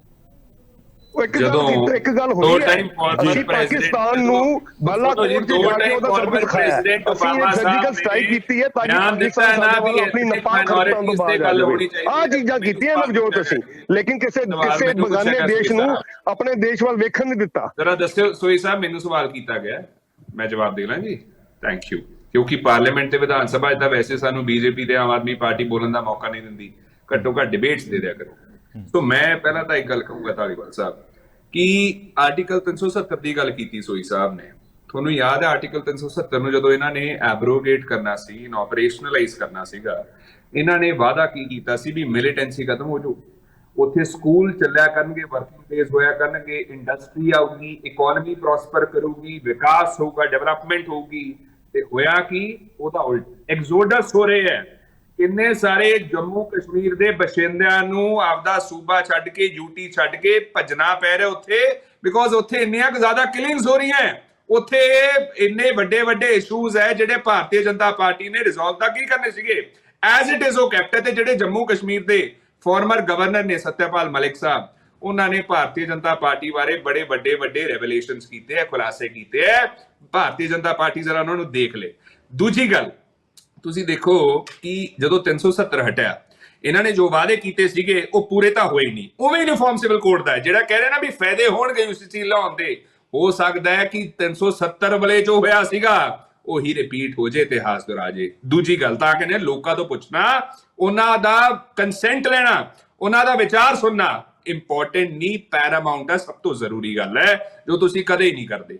ਹੁਣ ਦੂਜਾ, ਆਮ ਆਦਮੀ ਪਾਰਟੀ ਦੀ ਸਰਕਾਰ ਨੇ 370 ਵਾਲੇ ਵੀ ਭਾਰਤੀ ਜਨਤਾ ਪਾਰਟੀ ਦਾ ਵਿਰੋਧ ਨਹੀਂ ਕੀਤਾ, ਭਾਰਤੀ ਜਨਤਾ ਪਾਰਟੀ ਦੇ ਸਮਰਥਨ 'ਚ ਖੜੇ ਹੋਏ ਸੀ ਉਦੋਂ ਵੀ 370 ਹਟ ਜਾਣਾ ਚਾਹੀਦਾ। ਸੋ ਇੱਥੋਂ ਤੇ ਫੇਰ ਇਹ ਗੱਲਾਂ ਕਰਨਗੇ ਜੀ ਦਿੱਲੀ ਆਰਡੀਨੈਂਸ ਤੇ ਸਾਡਾ ਸਾਥ ਦਿਓ ਜੀ, ਕਨਸਟੀਟਿਊਸ਼ਨ ਵਾਇਲੇਟ ਹੋ ਰਿਹਾ ਜੀ, ਸਾਡੇ ਹੱਕ ਖਤਮ ਹੋ ਰਿਹਾ ਜੀ, ਫੈਡਰਲ ਢਾਂਚੇ ਨੂੰ ਖਤਰਾ ਹੈ ਜੀ। ਸੋ ਆਮ ਆਦਮੀ ਪਾਰਟੀ ਦੇ ਬੀਜੇਪੀ ਦੇ ਦੋਹਰੇ ਮਾਪਦੰਡ ਜਗ ਜ਼ਾਹਿਰ ਹੈ। ਤੀਜਾ ਤੁਸੀਂ ਦੇਖੋ, ਡਾਇਰੈਕਟਿਵ ਪ੍ਰਿੰਸੀਪਲ ਦਾ ਵੇਰਵਾ ਦੇ ਕੇ ਭਾਰਤੀ ਜਨਤਾ ਪਾਰਟੀ UCC ਦੀ ਗੱਲ ਕਰਦੀ ਹੈ ਤੇ ਇਹਨਾਂ ਨੂੰ ਕੀ ਗੱਲ ਇਹ ਨਹੀਂ ਪਤਾ ਵੀ ਡਾਇਰੈਕਟਿਵ ਪ੍ਰਿੰਸੀਪਲਸ ਐਨਫੋਰਸੇਬਲ ਹੁੰਦੇ ਹੀ ਨਹੀਂ ਹੈ ਇਨ ਦ ਫਰਸਟ ਪਲੇਸ, ਐਨਫੋਰਸੇਬਲ ਨਹੀਂ ਹੁੰਦੇ ਡਾਇਰੈਕਟਿਵ ਪ੍ਰਿੰਸੀਪਲਸ। ਤੇ ਅਗਲਾ ਤੁਸੀਂ ਦੇਖੋ, ਮੈਂ ਲਾਅ ਕਮਿਸ਼ਨ ਬਾਰੇ ਪੁੱਛਿਆ ਸੀਗਾ, ਉਹਦੇ ਕੋਈ ਜਵਾਬ ਨਹੀਂ ਆਇਆ ਵੀ ਲਾਅ ਕਮਿਸ਼ਨ ਤਾਂ ਮਨਾ ਕਰ ਰਿਹਾ ਹੈ ਵੀ ਨਹੀਂ ਹੋ ਸਕਦਾ ਇਸ ਵਕਤ। ਮੁਸਲਿਮ ਕਮਿਊਨਿਟੀ ਵੀ ਕਹਿ ਰਹੀ ਹੈ ਕਿ ਯੂਨੀਫਾਰਮ ਸਿਵਲ ਕੋਡ ਇੰਪਲੀਮੈਂਟ ਕਰਨ ਦਾ ਇਹ ਸਹੀ ਟਾਈਮ ਨਹੀਂ ਹੈ। ਤੇ ਉਹ ਤੋਂ ਬਾਅਦ ਮਾਈਨੋਰਿਟੀਜ਼ ਤੇ ਆ ਜਾਂਦੇ ਹੁਣ ਆਪਾਂ। ਧਾਲੀਵਾਲ ਸਾਹਿਬ ਜਿਹੜਾ ਤੁਸੀਂ ਸਵਾਲ ਕੀਤਾ ਸੀ ਮਾਈਨੋਰਿਟੀਜ਼ ਦੇ ਮਤਲਬ, ਉਹ ਜ਼ਰੂਰੀ ਸਵਾਲ ਸੀਗਾ। ਤੇ ਬੀਜੇਪੀ ਦਾ ਜੋ ਵਿਵਹਾਰ ਰਿਹਾ ਮਾਈਨੋਰਿਟੀਜ਼ ਵੱਲ, ਐਥਨਿਕ ਮਾਈਨੋਰਿਟੀਜ਼ ਵੱਲ, ਉਹ ਜਗ ਜ਼ਾਹਿਰ ਹੈ। ਇਹਨਾਂ ਨੇ ਕਿੰਨੇ ਮੁਸਲਿਮ ਨੂੰ ਟਿਕਟਾਂ ਦਿੱਤੀਆਂ, ਨੈਗਲੀਜੇਬਲ। ਕਿੰਨੇ ਮਿਨਿਸਟਰਸ ਬੀਜੇਪੀ ਦੇ ਕੈਬਨਿਟ ਦੇ ਵਿੱਚ ਹੈ ਜੋ ਮੁਸਲਿਮ ਨੇ, ਨੈਗਲੀਜੇਬਲ, ਨਾ ਦੇ ਬਰਾਬਰ। ਓਬਾਮਾ ਸਾਹਿਬ ਨੇ ਕੀ ਕਿਹਾ ਜਦੋਂ ਮੋਦੀ ਸਾਹਿਬ ਉੱਥੇ US ਜਾ ਕੇ ਆਏ ਹੈ ਵੀ ਐਥਨਿਕ ਮਾਈਨੋਰਿਟੀਜ਼ ਦੇ ਹੱਕਾਂ ਦੀ ਗੱਲ ਹੋਣੀ ਚਾਹੀਦੀ ਹੈ, ਤੇ ਜੇ ਗੱਲ ਨਹੀਂ ਹੋਊਗੀ ਉਹਦਾ ਖਾਮਿਆਜ਼ਾ ਹਿੰਦੁਸਤਾਨ ਨੂੰ ਭੁਗਤਣਾ ਹੋਊਗਾ, ਉਹਦੇ ਕਨਸੀਕੁਐਂਸਸ ਕੀ ਹੋਣਗੇ। ਫਿਰ ਉਹ ਤੋਂ ਬਾਅਦ ਆ ਜਾਓ UAPA ਤੇ NSA ਤੇ ਸੈਡੀਸ਼ਨ ਤੇ ਜੋ ਮਾਈਨੋਰਿਟੀਜ਼ ਦੇ ਖਿਲਾਫ ਇਹ ਲਾਜ਼ ਦੇ ਤਹਿਤ ਉਹਨਾਂ ਨੂੰ ਪ੍ਰੋਸੀਕਿਊਟ ਕੀਤਾ ਜਾ ਰਿਹਾ ਹੈ। ਫਿਰ ਆਜੋ ਤੁਸੀਂ CAA NRC ਤੇ ਕਿੰਨੇ ਸਾਰੇ ਲੋਕ ਜਿਹੜੇ ਜਿਨ੍ਹਾਂ ਦੇ ਮਾਂ-ਬਾਪ, ਜਿਨ੍ਹਾਂ ਦੇ ਦਾਦੇ-ਦਾਦੀਆਂ, ਪਰਦਾਦੇ-ਪਰਦਾਦੀਆਂ ਹਿੰਦੁਸਤਾਨ ਦੇ ਨੇ, ਰਹਿੰਦੇ ਆਏ ਹੈ, ਉਹਨਾਂ ਨੂੰ ਅੱਜ ਕਹਿੰਦੇ ਆ ਵੀ ਜੀ ਤੁਸੀਂ ਪ੍ਰੂਫ ਦਿਖਾਓ ਤੁਹਾਡੀ ਆਇਡੈਂਟੀਟੀ ਕੀ ਹੈ, ਤੁਸੀਂ ਹਿੰਦੁਸਤਾਨੀ ਕਿਵੇਂ ਹੋ। ਤੇ ਜੇ ਦਿਖਾ ਵੀ ਦੇਣ ਉਹਦੇ ਬਾਵਜੂਦ ਡਿਸਕ੍ਰਿਪੈਂਸੀ ਹੈ ਤੇ ਉਹਨਾਂ ਨੂੰ ਆਇਡੈਂਟੀਟੀ ਉਹਨਾਂ ਦੀ ਕਨਫਰਮ ਹੀ ਨਹੀਂ ਕੀਤੀ ਜਾ ਰਹੀ, ਉਹਨਾਂ ਨੂੰ ESC ਨਹੀਂ ਕੀਤਾ ਜਾ ਰਿਹਾ। ਸੋ ਭਾਰਤੀ ਜਨਤਾ ਪਾਰਟੀ ਥੋੜਾ ਜਿਹਾ ਮਤਲਬ ਇੱਕ ਲੋਕਤੰਤਰ ਨੂੰ ਐਟਲੀਸਟ ਤੁਸੀਂ ਰਿਗਾਰਡ ਤਾਂ ਕਰੋ, ਲੋਕਤੰਤਰ ਦੀ ਇੱਜ਼ਤ ਤਾਂ ਕਰੋ। Debate discussion is an integral part of our democracy. क्यों नहीं डिबेट डिस्कशन करा रहे, क्यों नहीं पार्लियामेंट सैशन बुला रहे? क्योंकि उत्थे साडे माइक म्यूट कर दिंदे है, साडी आवाज दबा दिंदे है, साडे शब्द एक्सपंज कर दिंदे है, MPs ਨੂੰ ਬਾਹਰ ਦਾ ਰਸਤਾ ਦਿਖਾ ਦਿੰਦੇ ਹੈ। Bharatiya Janata party has become accustomed to these kind of practices. ਤੇ ਅਗਲਾ ਤੁਸੀਂ ਦੇਖੋ ਸਾਡੇ ਜਿਹੜੇ ਪਰਸਨਲ ਲਾਜ਼ ਹੈ, ਮੈਂ ਪੁੱਛੂੰਗਾ ਇਹ ਪਰਸਨਲ ਲਾਜ਼ ਕਿੱਥੇ ਜਾਣਗੇ? मतलब सोई साहब सारी कम्युनिटीज ਤੁਸੀਂ ਕਹਿੰਦੇ ਹੋ ਕਿ ਇੱਕੋ ਲਾਅ ਦੇ ਥੱਲੇ ਗਵਰਨ ਹੋਣ, ਤੇ ਜਿਹੜੇ ਉਹਨਾਂ ਦੇ ਪਰਸਨਲ ਲਾਜ਼ ਹੈ ਰਿਗਾਰਡਿੰਗ ਮੈਰਿਜ, ਡਿਵੋਰਸ ਐਕਸੈਟਰਾ, ਜਿਹੜੀਆਂ ਮੈਂ ਪਹਿਲਾਂ ਗੱਲਾਂ ਦੱਸੀਆਂ ਉਹ ਪਰਸਨਲ ਲਾਜ਼ ਦਾ ਕੀ, ਸਾਡੇ ਆਰਟੀਕਲ 25 ਦਾ ਕੀ? ਆਰਟੀਕਲ 25 ਵਾਇਲੇਟ ਕਲੀਅਰ ਕੱਟ ਹੋ ਰਿਹਾ ਹੈ। ਤੇ ਜਿੱਥੋਂ ਤੱਕ ਆਰਟੀਕਲ 44 ਦੀ ਗੱਲ ਹੈ, ਆਰਟੀਕਲ 44 ਮੈਂ ਇਹਨਾਂ ਨੂੰ ਫੇਰ ਕਹੂੰਗਾ ਇਨਫੋਰਸੇਬਲ ਨਹੀਂ ਹੈ, ਤੇ ਉਹਦੇ ਵਿੱਚ ਇੰਡੇਵਰ ਲਿਖਿਆ ਹੈ The state shall endeavor, मतलब state कोशिश करे भी ये implement हो सके। ते as of now जो law commission ने कहता it is not the right time, time सही नहीं implementation ਲਈ। ਉਹਦੇ ਬਾਵਜੂਦ ਤੁਸੀਂ ਕਿਉਂ ਕਹਿ ਰਹੇ ਹੋ ਕਿ यूनिफॉर्म सिविल कोड ਹੋਵੇ? ਕਿਉਂਕਿ BJP ਕੋਲ ਕੋਈ ਦਿਖਾਉਣ ਨੂੰ ਹੈ ਨਹੀਂ, ਕੋਈ ਉਪਲਬਧੀ ਨਹੀਂ ਹੈ। ਨਹੀਂ 9 ਸਾਲਾਂ ਦੇ ਵਿੱਚ ਤੁਸੀਂ यूनिफॉर्म सिविल कोड ਇੰਪਲੀਮੈਂਟ ਕਰ ਦਿੰਦੇ। 9 ਸਾਲਾਂ ਦੇ ਵਿੱਚ ਗੱਲਾਂ ਤਾਂ ਬਹੁਤ ਕੀਤੀਆਂ, ਇੰਪਲੀਮੈਂਟੇਸ਼ਨ ਨਹੀਂ ਕੀਤੀ।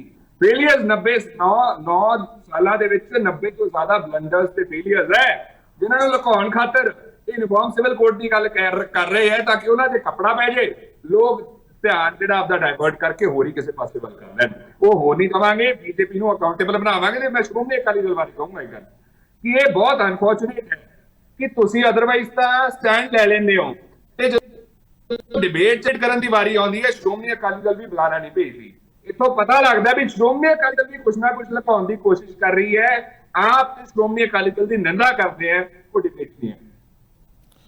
ਸੋਹੀ ਸਾਹਿਬ ਕਾਫੀ ਸਾਰੇ ਸਵਾਲ ਪਾਏ ਆ ਖੜਿਆਲ ਸਾਹਿਬ ਨੇ, ਇੱਕ ਤਾਂ ਉਹਨਾਂ ਦੇ ਜਵਾਬ ਦੇ ਦਿਓ। ਦੂਜੀ ਮੇਰਾ ਇੱਕ ਜਿਹੜਾ ਸਵਾਲ ਹੈ ਨਾ ਕਿ BJP ਹਰ ਮੁੱਦੇ ਨੂੰ ਇੱਕ ਕਰਕੇ ਕਿਉਂ ਵੇਖਦੀ ਹੈ, ਹਰ ਚੀਜ਼ ਦੇ ਵਿੱਚ ਇਕਹਿਰਾਪਣ ਕਿਉਂ ਸੋਚਦੀ ਹੈ, ਚਾਹੇ ਉਹ ਇੱਕ ਵੋਟ ਦੀ ਗੱਲ ਹੋਵੇ, ਇੱਕ ਸੋਚ ਦੀ ਗੱਲ ਹੋਵੇ, ਜਾਂ ਫਿਰ ਉਹ ਇੱਕ ਕਾਨੂੰਨ ਦੀ ਗੱਲ ਹੋਵੇ। ਮਤਲਬ ਜਦੋਂ ਸਾਡੇ ਕੋਲੇ ਤਾਂ ਵੰਨ-ਸੁਵੰਨਤਾ ਹੀ ਇਸ ਮੁਲਕ ਦੀ ਖੂਬਸੂਰਤੀ ਦੀ ਮਿਸਾਲ ਹੈ।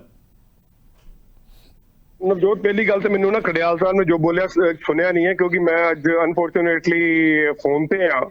ਤੇ ਲੇਕਿਨ ਮੈਂ ਜਿਹੜੀ ਤੁਹਾਡੀ ਗੱਲ ਤੁਸੀਂ ਮੈਨੂੰ ਕਹੀ ਹੈ ਕਿ BJP ਹਰ ਇੱਕ ਵਾਰੀ ਕੋ ਸੋਚਦੀ ਹੈ। ਉਹ ਇੱਕ ਪਤਾ ਕੌਣ ਹੈ? ਉਹ ਇੱਕ ਹਿੰਦੁਸਤਾਨ ਦਾ ਆਮ ਆਦਮੀ ਹੈ, ਉਹ ਹਿੰਦੁਸਤਾਨ ਦਾ ਆਮ ਇਨਸਾਨ ਹੈ, ਜਿਹਨੂੰ ਅੱਜ ਤੱਕ ਜਿਹੜੀਆਂ ਮੁੱਢਲੀ ਸਹੂਲਤਾਂ ਸੀਗੀਆਂ ਉਹਨੂੰ ਵਾਂਝਾ ਰੱਖਿਆ ਗਿਆ, ਉਹਨੂੰ ਸਿਰਫ ਇੱਕ ਵੋਟ ਸਮਝਿਆ ਗਿਆ। ਉਹ ਇੱਕ ਇਨਸਾਨ ਨੂੰ BJP ਉਹ ਹਰ ਸਹੂਲਤਾਂ ਦੇਣਾ ਚਾਹੁੰਦੀ ਹੈ, ਚਾਹੇ ਉਹ ਕਿਸਾਨ ਹੋਵੇ। ਅੱਜ ਗੱਲ ਇਹ ਹੈ ਕਿ ਰਾਜਾਂ ਦੇ ਵਿੱਚ ਸਰਕਾਰਾਂ ਵੱਖੋ ਵੱਖਰੀਆਂ ਨੇ, ਕਾਨੂੰਨ ਵੱਖੋ ਵੱਖਰੇ ਨੇ, ਕਿਤੇ ਪਕੋਕਾ ਹੈ ਕਿਤੇ ਮਕੋਕਾ ਹੈ, ਵੱਖ-ਵੱਖ ਹਾਲਾਤ ਨੇ, ਵੱਖੋ ਵੱਖਰੇ ਕਲਚਰ ਨੇ, ਸਾਰਿਆਂ ਨੂੰ ਇੱਕ ਰੱਸੇ ਨਾਲ ਕਿਵੇਂ ਬੰਨ੍ਹ ਸਕਦੇ ਆ? ਮੇਰੀ ਗੱਲ ਨਵਜੋਤ ਜੀ ਮੈਨੂੰ ਪੂਰੀ ਕਰ ਲੈਂਦੇ ਹੋ। ਮੈਂ ਤੁਹਾਨੂੰ ਦੱਸਣਾ ਚਾਹੁੰਦਾ ਕਿ ਜਦੋਂ ਕਾਂਗਰਸ ਦਾ ਰਾਜ ਸੀਗਾ ਮਨਮੋਹਨ ਸਿੰਘ ਹੁਣਾਂ ਦਾ, ਇਹਨਾਂ ਨੇ ਕੋ ਆંકੜੇ ਚੈੱਕ ਕਰ ਲਓ, 1957 ਵਾਰੀ ਦੰਗੇ ਹੋਏ ਸੀਗੇ, ਚੈੱਕ ਕਰ ਲੈਣ। ਹੁਣ ਸਾਡੇ ਰਾਜ ਦੇ ਵਿੱਚ ਜਦੋਂ 9 ਸਾਲ ਹੋਏ ਨੇ ਕੋਈ ਦੰਗਾ ਹੋਇਆ ਹੀ ਨਹੀਂ। ਬੇਸਿਕ ਪ੍ਰੋਬਲਮ ਕੀ ਹੈ? ਬੇਸਿਕ ਪ੍ਰੋਬਲਮ ਹੈ ਅਸੀਂ 12 ਕਰੋੜ, ਸੁਣ ਲਓ ਯਾਰ ਗੱਲ ਪੂਰੀ ਕਰ ਲੈਂਦੇ ਹੋ। 14 ਕਰੋੜ ਕਿਸਾਨਾਂ ਨੂੰ ਉਹਨਾਂ ਦੇ ਖਾਤੇ 'ਚ ਹਰ ਵਰੇ 6000 ਰੁਪਇਆ ਜਾ ਰਿਹਾ। ਕੀ ਅਸੀਂ ਉਹ ਕਿਸਾਨ ਨੂੰ ਤਰਜੀਹ ਨਹੀਂ ਦੇ ਰਹੇ? ਉਹ ਕਿਸਾਨ ਆ ਥੋੜੀ ਸੋਚਦੇ ਆ ਕਿ ਉਹ ਕਿਤੇ ਮਨੀਪੁਰ 'ਚ ਰਹਿੰਦਾ ਜਾਂ ਪੰਜਾਬ 'ਚ ਰਹਿੰਦਾ ਜਾਂ ਹਰਿਆਣੇ 'ਚ ਰਹਿੰਦਾ। ਹਰ ਕਿਸਾਨ, ਜਿਹੜਾ ਵੀ ਕਿਸਾਨ ਨਹੀਂ ਕਿਤੇ ਨਾਲ ਜੁੜਿਆ ਹੋਇਆ, ਉਹ ਗਰੀਬੀ ਰੇਖਾ ਦੇ ਥੱਲੇ ਆ। ਉਹਨੂੰ 6000, 2 ਏਕੜ ਤੋਂ ਘੱਟ ਉਹਦੀ ਜ਼ਮੀਨ ਦਾ ਮਾਲਕ ਹੈ, ਉਹਨੂੰ 6000 ਰੁਪਏ ਹਰ ਵਰੇ ਦੇ ਰਹੇ ਆ। ਬੇਸਿਕ ਸਾਡਾ ਇਹਦੇ ਪਿੱਛੇ ਸੋਚ ਕੀ ਹੈ? ਸੋਚ ਹੈਗੀ ਹੈ ਦੇਸ਼ ਨੂੰ ਇੱਕ ਰੱਖਣਾ। ਤੁਸੀਂ ਇੱਕ ਦੀ ਗੱਲ ਕੀਤੀ ਨਾ, ਸਾਡਾ ਦੇਸ਼ ਇੱਕ ਰਵੇ, ਸਾਡਾ ਸੰਵਿਧਾਨ ਇੱਕ ਰਵੇ, ਸਾਡੇ ਸੂਬੇ ਜਿਹੜੇ ਹੈ, ਸੂਬਿਆਂ 'ਚ ਵੀ ਜੇ ਤੁਸੀਂ ਹੁਣ ਪੁਲਿਸ ਦੇ ਕਈ ਪੁਲਿਸ ਲਾਅ ਦੀ ਗੱਲ ਕੀਤੀ ਆ, ਪੁਲਿਸ ਲਾਅ ਡੈਫੀਨੇਟਲੀ ਹੈ ਕਿ ਉਹ ਚੇਂਜ ਹੁੰਦੇ ਰਹਿੰਦੇ ਨੇ। ਆਮਦਨੀ ਵੀ ਇੱਕ ਕਰੋ, ਅਹੁਦਾ ਵੀ ਇੱਕ ਕਰੋ, ਪਦਵੀ ਵੀ ਇੱਕ ਕਰੋ, ਉਹਨਾਂ ਦਾ ਇੱਜ਼ਤ ਸਨਮਾਨ ਮਾਣ ਵੀ ਇੱਕ ਕਰੋ। ਨਵਜੋਤ ਜੀ, ਸਾਡੀ ਜਿਹੜੀ ਰਾਸ਼ਟਰ ਭਾਸ਼ਾ ਉਹ ਤੇ ਹਿੰਦੀ ਹੈ ਨਾ। ਅਸੀਂ ਤੇ ਜੇ ਰਾਸ਼ਟਰ ਭਾਸ਼ਾ ਦੀ ਗੱਲ ਕਰਦੇ ਆ, ਕਿਹਨੇ ਕਿਹਾ ਰਾਸ਼ਟਰ ਭਾਸ਼ਾ ਹਿੰਦੀ ਹੈ? ਕਿਹਨੇ ਰਾਸ਼ਟਰ ਭਾਸ਼ਾ ਸਾਡੀ ਹਿੰਦੀ ਹੈ ਨਾ। ਕਿੱਥੇ ਲਿਖਿਆ ਹੋਇਆ, ਕਿੱਥੇ ਮੈਂਸ਼ਨ ਹੈ? ਰਾਸ਼ਟਰ ਭਾਸ਼ਾ ਹਿੰਦੀ ਨਹੀਂ ਸਾਡੀ। ਕੀ ਗੱਲ ਕਰਦੇ ਹੋ ਨਵਜੋਤ ਜੀ? ਮੈਂ ਤੁਹਾਨੂੰ ਪੁੱਛ ਰਿਹਾ, ਮੈਂ ਤੁਹਾਨੂੰ ਦੱਸ ਥੋੜੀ ਰਿਹਾ, ਤੁਸੀਂ ਮੈਨੂੰ ਦੱਸ ਰਹੇ ਹੋ, ਮੈਂ ਤੁਹਾਨੂੰ ਪੁੱਛ ਰਿਹਾ ਸਾਡੀ ਨੈਸ਼ਨਲ ਲੈਂਗੁਏਜ ਕੀ ਹੈ ਨਵਜੋਤ ਜੀ? ਮੈਂ ਤਾਂ ਤੁਹਾਨੂੰ ਪੁੱਛ ਰਿਹਾ, ਮੈਨੂੰ ਨਹੀਂ ਪਤਾ ਜੀ। ਤਾਂ ਹਿੰਦੀ ਹੈ। ਸੁਣ ਲਓ ਮੇਰੀ ਗੱਲ, ਪੜ੍ਹ ਲਓ। ਹੁਣ ਇਸ ਤੁਹਾਡੇ ਤੱਕ ਪੜ੍ਹ ਲਿਖਿਆ ਹੋਣਾ ਤੁਹਾਨੂੰ ਬੜੇ। ਹੁਣ ਮੈਂ ਤਾਂ ਤੁਹਾਨੂੰ ਫਿਰ ਕਹਿ ਰਿਹਾ ਕਿ ਮੇਰੇ ਕੋਲ ਇੱਕ ਲਿਮਿਟੇਸ਼ਨ ਹੈ ਕਿ ਮੈਂ ਇਸ ਵਕਤ ਤੁਹਾਡੇ ਨਾਲ ਫੋਨ ਤੇ ਜੁੜਿਆ ਹੋਇਆ। ਤੁਹਾਨੂੰ ਮੈਂ ਫੇਸ ਟੂ ਫੇਸ ਗੱਲ ਹੁੰਦੀ ਹੋਵੇ ਤਾਂ ਵੱਖਰੀ ਗੱਲ। ਸਾਨੂੰ ਦੇਸ਼ ਦਿੱਤੀ ਸੀ, ਇਸ ਤੱਕ ਕਿਹਾ ਸੀਗਾ, ਇਸ ਗੱਲ ਦੀ ਗੁਜ਼ਾਰਿਸ਼ ਵੀ ਕੀਤੀ ਸੀ।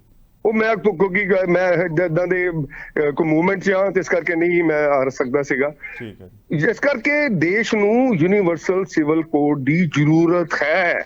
ਆ ਜ਼ਰੂਰਤ ਜਿਹੜੀ ਹੈ ਕਿਸੇ ਵੇਲੇ ਕਈ ਹੋਰ ਜਿਹੜੇ ਕਾਂਗਰਸ ਦੇ ਵੀ ਪ੍ਰਧਾਨ ਮੰਤਰੀਆਂ ਨੇ ਫੀਲ ਕੀਤੀ ਸੀਗੀ, ਲੇਕਿਨ ਉਹਨਾਂ 'ਚ ਇੰਨਾ ਗਟਸ ਨਹੀਂ ਸੀ ਕਿ ਉਹ ਲਾਂਚ ਕਰ ਸਕਣ। ਸਾਡੇ 'ਚ ਗਟਸ ਹੈ ਕਿ ਅਸੀਂ ਲਾਂਚ ਕਰ ਸਕਦੇ। ਤੁਹਾਡੇ ਘਰ ਪਰਿਵਾਰ ਦੇ ਵਿੱਚ ਕਿਸੇ ਨੂੰ, ਤੁਹਾਡੇ ਬੱਚਿਆਂ ਨੂੰ ਜਾਂ ਤੁਹਾਨੂੰ ਕੋਈ ਜ਼ਰੂਰਤ ਹੁੰਦੀ ਹੈ, ਮਾਂ ਪਿਓ ਪੁੱਛਦੇ ਆ ਕਿ ਨਹੀਂ ਪੁੱਛਦੇ? ਭੈਣ ਭਰਾ ਪੁੱਛਦਾ ਕਿ ਨਹੀਂ ਪੁੱਛਦਾ ਭਾਈ ਇਹ ਜ਼ਰੂਰਤ ਹੈ ਜਾਂ ਨਹੀਂ ਹੈ? ਜੇ ਹੈ ਤਾਂ ਦੱਸ ਕੀ ਚਾਹੀਦਾ, ਕੀ ਨਹੀਂ ਚਾਹੀਦਾ? ਇੱਥੋਂ ਦੇ ਲੋਕਾਂ ਦੀ ਰਾਏ ਲੈਣੀ ਜ਼ਰੂਰੀ ਨਹੀਂ ਹੈ? ਪੁੱਛਣਾ ਜ਼ਰੂਰੀ ਨਹੀਂ ਹੈ? ਲੋਕਾਂ ਦੇ ਚੁਣੇ ਗਏ ਨੁਮਾਇੰਦਿਆਂ ਨਾਲ ਡਿਸਕਸ਼ਨਸ ਦੀ ਜ਼ਰੂਰਤ? ਦੇਸ਼ ਦੀ ਰਾਏ ਕੀ ਹੁੰਦੀ ਹੈ? ਡੈਮੋਕ੍ਰੇਸੀ 'ਚ ਦੇਸ਼ ਦੀ ਰਾਏ ਹੁੰਦੀ ਹੈ। ਦੇਸ਼ ਦਾ ਮੂਡ ਹੁੰਦਾ ਹੈ ਕਿ ਜਿਸ ਪਾਰਟੀ ਨੂੰ ਉਹ ਪਸੰਦ ਕਰਦੇ ਨੇ ਉਹਨੂੰ ਚੁਣ ਕੇ ਉਸ ਨੁਮਾਇੰਦੇ ਨੂੰ, ਚਾਹੇ ਉਹ ਅਸੈਂਬਲੀ 'ਚ ਭੇਜਦੇ ਨੇ, ਚਾਹੇ ਸਰਪੰਚ ਬਣਾਉਂਦੇ ਨੇ, ਚਾਹੇ ਕਾਉਂਸਲਰ ਬਣਾਉਂਦੇ ਨੇ, ਚਾਹੇ MP ਬਣਾਉਂਦੇ ਨੇ, ਉਹ ਇੱਕ ਦੇਸ਼ ਦਾ ਮੂਡ ਹੁੰਦਾ ਹੈ। ਤੇ ਮੈਨੂੰ ਲੱਗਦਾ ਹੈ ਕਿ ਦੇਸ਼ ਦਾ ਮੂਡ ਆਟੋਮੈਟਿਕਲੀ ਤੁਹਾਨੂੰ 2024 'ਚ ਨਜ਼ਰ ਆ ਜਾਣਾ ਹੈ ਕਿ ਦੇਸ਼ ਦਾ ਮੂਡ ਇਸੇ ਵੱਲ ਹੀ ਹੈ। ਦੇਸ਼ ਚਾਹੁੰਦਾ ਹੈ, ਹਿੰਦੁਸਤਾਨ ਚਾਹੁੰਦਾ ਹੈ ਕਿ UCC ਆਵੇ। ਨਹੀਂ, ਇਹ ਤਾਂ ਤੁਸੀਂ ਡਿਕਟੇਟਰਸ਼ਿਪ ਦੀ ਗੱਲ ਕਰ ਰਹੇ ਹੋ ਕਿ ਜਿਹਨੂੰ ਚੁਣ ਲਿਆ ਤੇ ਉਹਦੇ ਕੋਲੇ ਅਧਿਕਾਰ ਹੁੰਦਾ ਹੈ। ਡੈਮੋਕ੍ਰੇਸੀ ਦੀ ਖੂਬਸੂਰਤੀ ਸ਼ਾਇਦ ਤੁਸੀਂ ਭੁੱਲ ਗਏ ਹੋ। ਓਪੋਜੀਸ਼ਨ ਵਧੇਰੇ ਜਿਹੜੀ ਅਧਿਕਾਰਾਂ ਵਾਲੀ ਧਿਰ ਹੁੰਦੀ ਹੈ, ਉਹਦੇ ਕੋਲੇ ਵਿਸ਼ੇਸ਼ ਤੌਰ ਦੇ ਉੱਤੇ ਉਹਦੇ ਕੋਲ ਪਹਿਰੇਦਾਰੀ ਵਾਲੀ ਡਾਂਗ ਹੁੰਦੀ ਹੈ। ਇਸੇ ਕਰਕੇ ਓਪੋਜੀਸ਼ਨ ਦਾ ਲੀਡਰ ਹੁੰਦਾ ਹੈ, ਇਸੇ ਕਰਕੇ ਇਕੁਅਲ ਟੂ ਉਹ ਕੈਬਨਿਟ ਰੈਂਕ ਹੁੰਦਾ ਹੈ, ਇਸੇ ਕਰਕੇ ਇਹ ਸਹੀ ਬੋਲ ਰਹੇ ਹੋ ਤੁਸੀਂ ਕਿ ਨੈਚੁਰਲੀ ਹੈ, ਡੈਮੋਕ੍ਰੇਸੀ ਹੈ। ਡੈਮੋਕ੍ਰੇਸੀ ਦਾ ਕਹਿ ਰਹੇ ਹੋ ਲੋੜ ਹੀ ਨਹੀਂ ਹੈਗੀ, ਜਿਹਨੂੰ ਚੁਣ ਕੇ ਭੇਜਤਾ ਉਹ ਸੁਣ ਲੇਗਾ, ਉਹ ਲੋਕਾਂ ਦੀ ਆਵਾਜ਼ ਹੈ। ਇਹ ਕਿਵੇਂ ਹੋ ਗਿਆ? ਜੇ ਕੋਈ ਪਾਰਟੀ 32% ਵੋਟ ਲੈ ਕੇ ਆ ਗਈ, ਉਹ ਸਾਰੇ ਲੋਕਾਂ ਦੀ 100% ਦੀ ਰਾਏ ਕਿਵੇਂ ਹੋਗੀ? ਦੇਖੋ, ਮੈਂ ਫਿਰ ਨਵਜੋਤ ਜੀ ਤੁਹਾਨੂੰ ਉਹੀ ਕਹਿਣਾ ਕਿ ਜਿਹੜਾ ਮੈਜੋਰਿਟੀ ਹੈ ਉਹੀ ਜਿੱਤਦਾ। ਉਹ ਡੈਮੋਕ੍ਰੇਸੀ ਦੀ ਖੂਬਸੂਰਤੀ ਹੈ। ਤੇ ਜਿਹੜਾ ਜਿਹਨੂੰ ਘੱਟ ਵੋਟਾਂ ਮਿਲਦੀਆਂ ਨੇ ਉਹ ਆਪੋਜੀਸ਼ਨ 'ਚ ਬੈਠਦਾ ਹੈ ਤੇ ਉਹਨੂੰ ਰਾਈਟ ਹੁੰਦਾ ਸਰਕਾਰ ਨੂੰ ਕੁਐਸਚਨ ਕਰਨ ਦਾ, ਚਾਹੇ ਪਾਰਲੀਮੈਂਟ ਹੋਵੇ, ਚਾਹੇ ਅਸੈਂਬਲੀ ਹੋਵੇ, ਚਾਹੇ ਕਾਰਪੋਰੇਸ਼ਨ ਦਾ ਹਾਊਸ ਹੋਵੇ, ਚਾਹੇ ਸਰਪੰਚੀ ਹੋਵੇ। ਉਹਨਾਂ ਦੀ ਆਵਾਜ਼ ਤਾਂ ਤੁਹਾਡੇ ਕੋਲ ਆਈ ਨਹੀਂ ਸੀ। ਖੜਿਆਲ ਸਾਹਿਬ ਨੇ ਇਹੀ ਤਾਂ ਤੁਹਾਨੂੰ ਪੁੱਛਿਆ ਸੀਗਾ, ਤੁਸੀਂ ਪਾਰਲੀਮੈਂਟ ਦੇ ਵਿੱਚ ਇਸ ਨੂੰ ਟੇਬਲ ਕੀਤਾ ਜਾਂ ਨਹੀਂ ਕੀਤਾ? ਕਿਉਂ ਨਹੀਂ ਕੀਤਾ? ਦੇਖੋ, ਜਿੱਥੋਂ ਤੱਕ ਜਿਹੜੀ ਰੂਲਿੰਗ ਪਾਰਟੀ ਹੁੰਦੀ ਹੈ ਉਹ ਦੇਸ਼ ਦੇ ਹਿੱਤ 'ਚ ਸੋਚਦੀ ਹੈ। ਅਸੀਂ ਕਾਂਗਰਸ ਦੀ ਤਰ੍ਹਾਂ ਨਹੀਂ ਸੋਚ ਸਕਦੇ ਕਿਉਂਕਿ ਕਾਂਗਰਸ ਨੇ ਹਮੇਸ਼ਾ ਦੇਸ਼ ਨੂੰ ਡਿਵਾਈਡ ਐਂਡ ਰੂਲ ਕੀਤਾ ਹੈ। ਇਹਨਾਂ ਨੇ ਦੇਸ਼ ਨੂੰ ਵੰਡਿਆ, ਦੇਸ਼ ਨੂੰ ਵੰਡ ਕੇ ਦੇਸ਼ ਦਾ ਜੋ ਹਾਲ ਕਾਂਗਰਸ ਦੇ ਟਾਈਮ 'ਚ ਹੋਇਆ ਉਹ ਤਾਂ ਤੁਸੀਂ ਯਕੀਨ ਹੀ ਨਹੀਂ ਮੰਨ ਸਕਦੇ। ਅੱਜ ਜਿਹੜੀ ਇੰਡੀਅਨ ਇਕਨੋਮੀ ਹੈ 1.25 ਟ੍ਰਿਲੀਅਨ ਤੋਂ ਲੈ ਕੇ 3.25 ਟ੍ਰਿਲੀਅਨ ਤੱਕ ਪਹੁੰਚੀ ਹੋਈ ਹੈ ਪਿਛਲੇ 9 ਸਾਲਾਂ ਦੇ ਵਿੱਚ। ਇਸ ਕਰਕੇ I don't want to talk about Congress ਨੇ ਦੇਸ਼ ਦਾ ਬਰਬਾਦ ਕੀਤਾ, ਦੇਸ਼ ਨੂੰ ਕਾਣੇ ਕੀਤਾ ਹੈਗਾ। ਹੁਣ ਇਸ ਹਾਸ਼ੀਏ ਤੇ ਪਹੁੰਚ ਗਈ ਹੈ। ਅਗਲੀ ਵਾਰੀ ਇਹਨਾਂ ਨੇ ਜ਼ਿਕਰ ਕਾਂਗਰਸ ਦਾ ਕੀਤਾ, ਮੈਂ ਤਾਂ ਨਹੀਂ ਕੀਤਾ ਹੈਗਾ। ਕੀ ਕਿਹਾ ਜੀ? ਤੁਸੀਂ ਜ਼ਿਕਰ ਕੀਤਾ ਨਾ ਜੀ ਕਾਂਗਰਸ ਦਾ, ਮੈਂ ਤਾਂ ਨਹੀਂ ਕੀਤਾ। ਨਹੀਂ, ਮੈਂ ਤਾਂ ਕਾਂਗਰਸ ਜ਼ਿਕਰ ਕਰਦਾ ਹੀ ਨਹੀਂ ਜੀ। ਅਸੀਂ ਤੇ ਕਾਂਗਰਸ ਆਪੋਜੀਸ਼ਨ ਪਾਰਟੀ ਹੋ ਸਕਦੀ ਹੈ। ਕੋਈ ਲੋਕ ਨੇ ਕਹਿਣਾ ਕਿ I don't want to discuss Congress. ਤੁਸੀਂ ਆਪ ਹੀ ਕਿਹਾ, ਤੁਸੀਂ ਆਪ ਹੀ ਕਰ ਰਹੇ ਹੋ, ਮੈਂ ਤਾਂ ਕਿਹਾ ਹੀ ਨਹੀਂ ਇਸ ਗੱਲ ਨੂੰ। ਓ ਯਾਰ, ਅੱਜ ਮੈਂ ਤੁਹਾਨੂੰ ਫਿਰ ਰਿਕੁਐਸਟ ਕਰਦਾ ਹੈਗਾ ਕਿ ਦੇਸ਼ ਨੂੰ ਜੋ ਦੇਸ਼ ਦਾ ਮੂਡ ਹੈਗਾ ਉਹੀ ਪਾਰਟੀਆਂ ਦਾ ਮੂਡ ਹੁੰਦਾ, ਉਹੀ ਸਰਕਾਰਾਂ ਦਾ ਮੂਡ ਹੁੰਦਾ ਤੇ ਕਾਂਗਰਸ ਨੂੰ ਦੇਸ਼ ਦਾ ਮੂਡ ਸਮਝ ਜਾਣਾ ਚਾਹੀਦਾ ਹੈ ਤੇ UCC ਨੂੰ ਸਪੋਰਟ ਕਰਨਾ ਚਾਹੀਦਾ। ਕਾਂਗਰਸ ਸਮਝ ਜਾਵੇ ਖੜਿਆਲ ਸਾਹਿਬ, ਕਾਂਗਰਸ ਮੂਡ ਦੇਖ ਲਵੇ, ਮੂਲ ਦੇਖ ਲਵੇ ਔਰ ਸਮਝ ਜਾਵੇ। ਧੰਨਵਾਦ ਧਾਲੀਵਾਲ ਸਾਹਿਬ। ਪਹਿਲਾਂ ਤਾਂ ਮੈਂ BJP ਨੂੰ ਅੱਜ ਐਕਸਪੋਜ਼ ਕਰਦਾ ਫਿਰ ਤੋਂ ਇੱਕ ਵਾਰੀ ਤੁਹਾਡੀ ਡਿਬੇਟ ਦੇ ਵਿੱਚ। ਇੱਥੇ BJP ਦਾ ਕਹਿਣਾ ਕਿ ਕੋਈ ਰਾਈਟ ਹੋਏ, ਮੈਂ ਪੁੱਛ ਲਵਾਂ ਸੋਈ ਸਾਹਿਬ ਨੂੰ। ਸੋਈ ਸਾਹਿਬ, ਆਵਾਜ਼ ਆ ਰਹੀ ਹੈ ਖੜਿਆਲ ਸਾਹਿਬ ਦੀ? ਫਿਰ ਮੈਨੂੰ ਦੁਹਰਾਣੇ ਪੈਣਗੇ ਸਵਾਲ। ਸੋਈ ਸਾਹਿਬ, ਆਵਾਜ਼ ਆ ਰਹੀ ਹੈ? ਲੱਗਦਾ ਸੋਈ ਸਾਹਿਬ ਡਿਬੇਟ ਨੂੰ ਵਿੱਚੇ ਛੱਡ ਕੇ ਚਲੇ ਗਿਆ।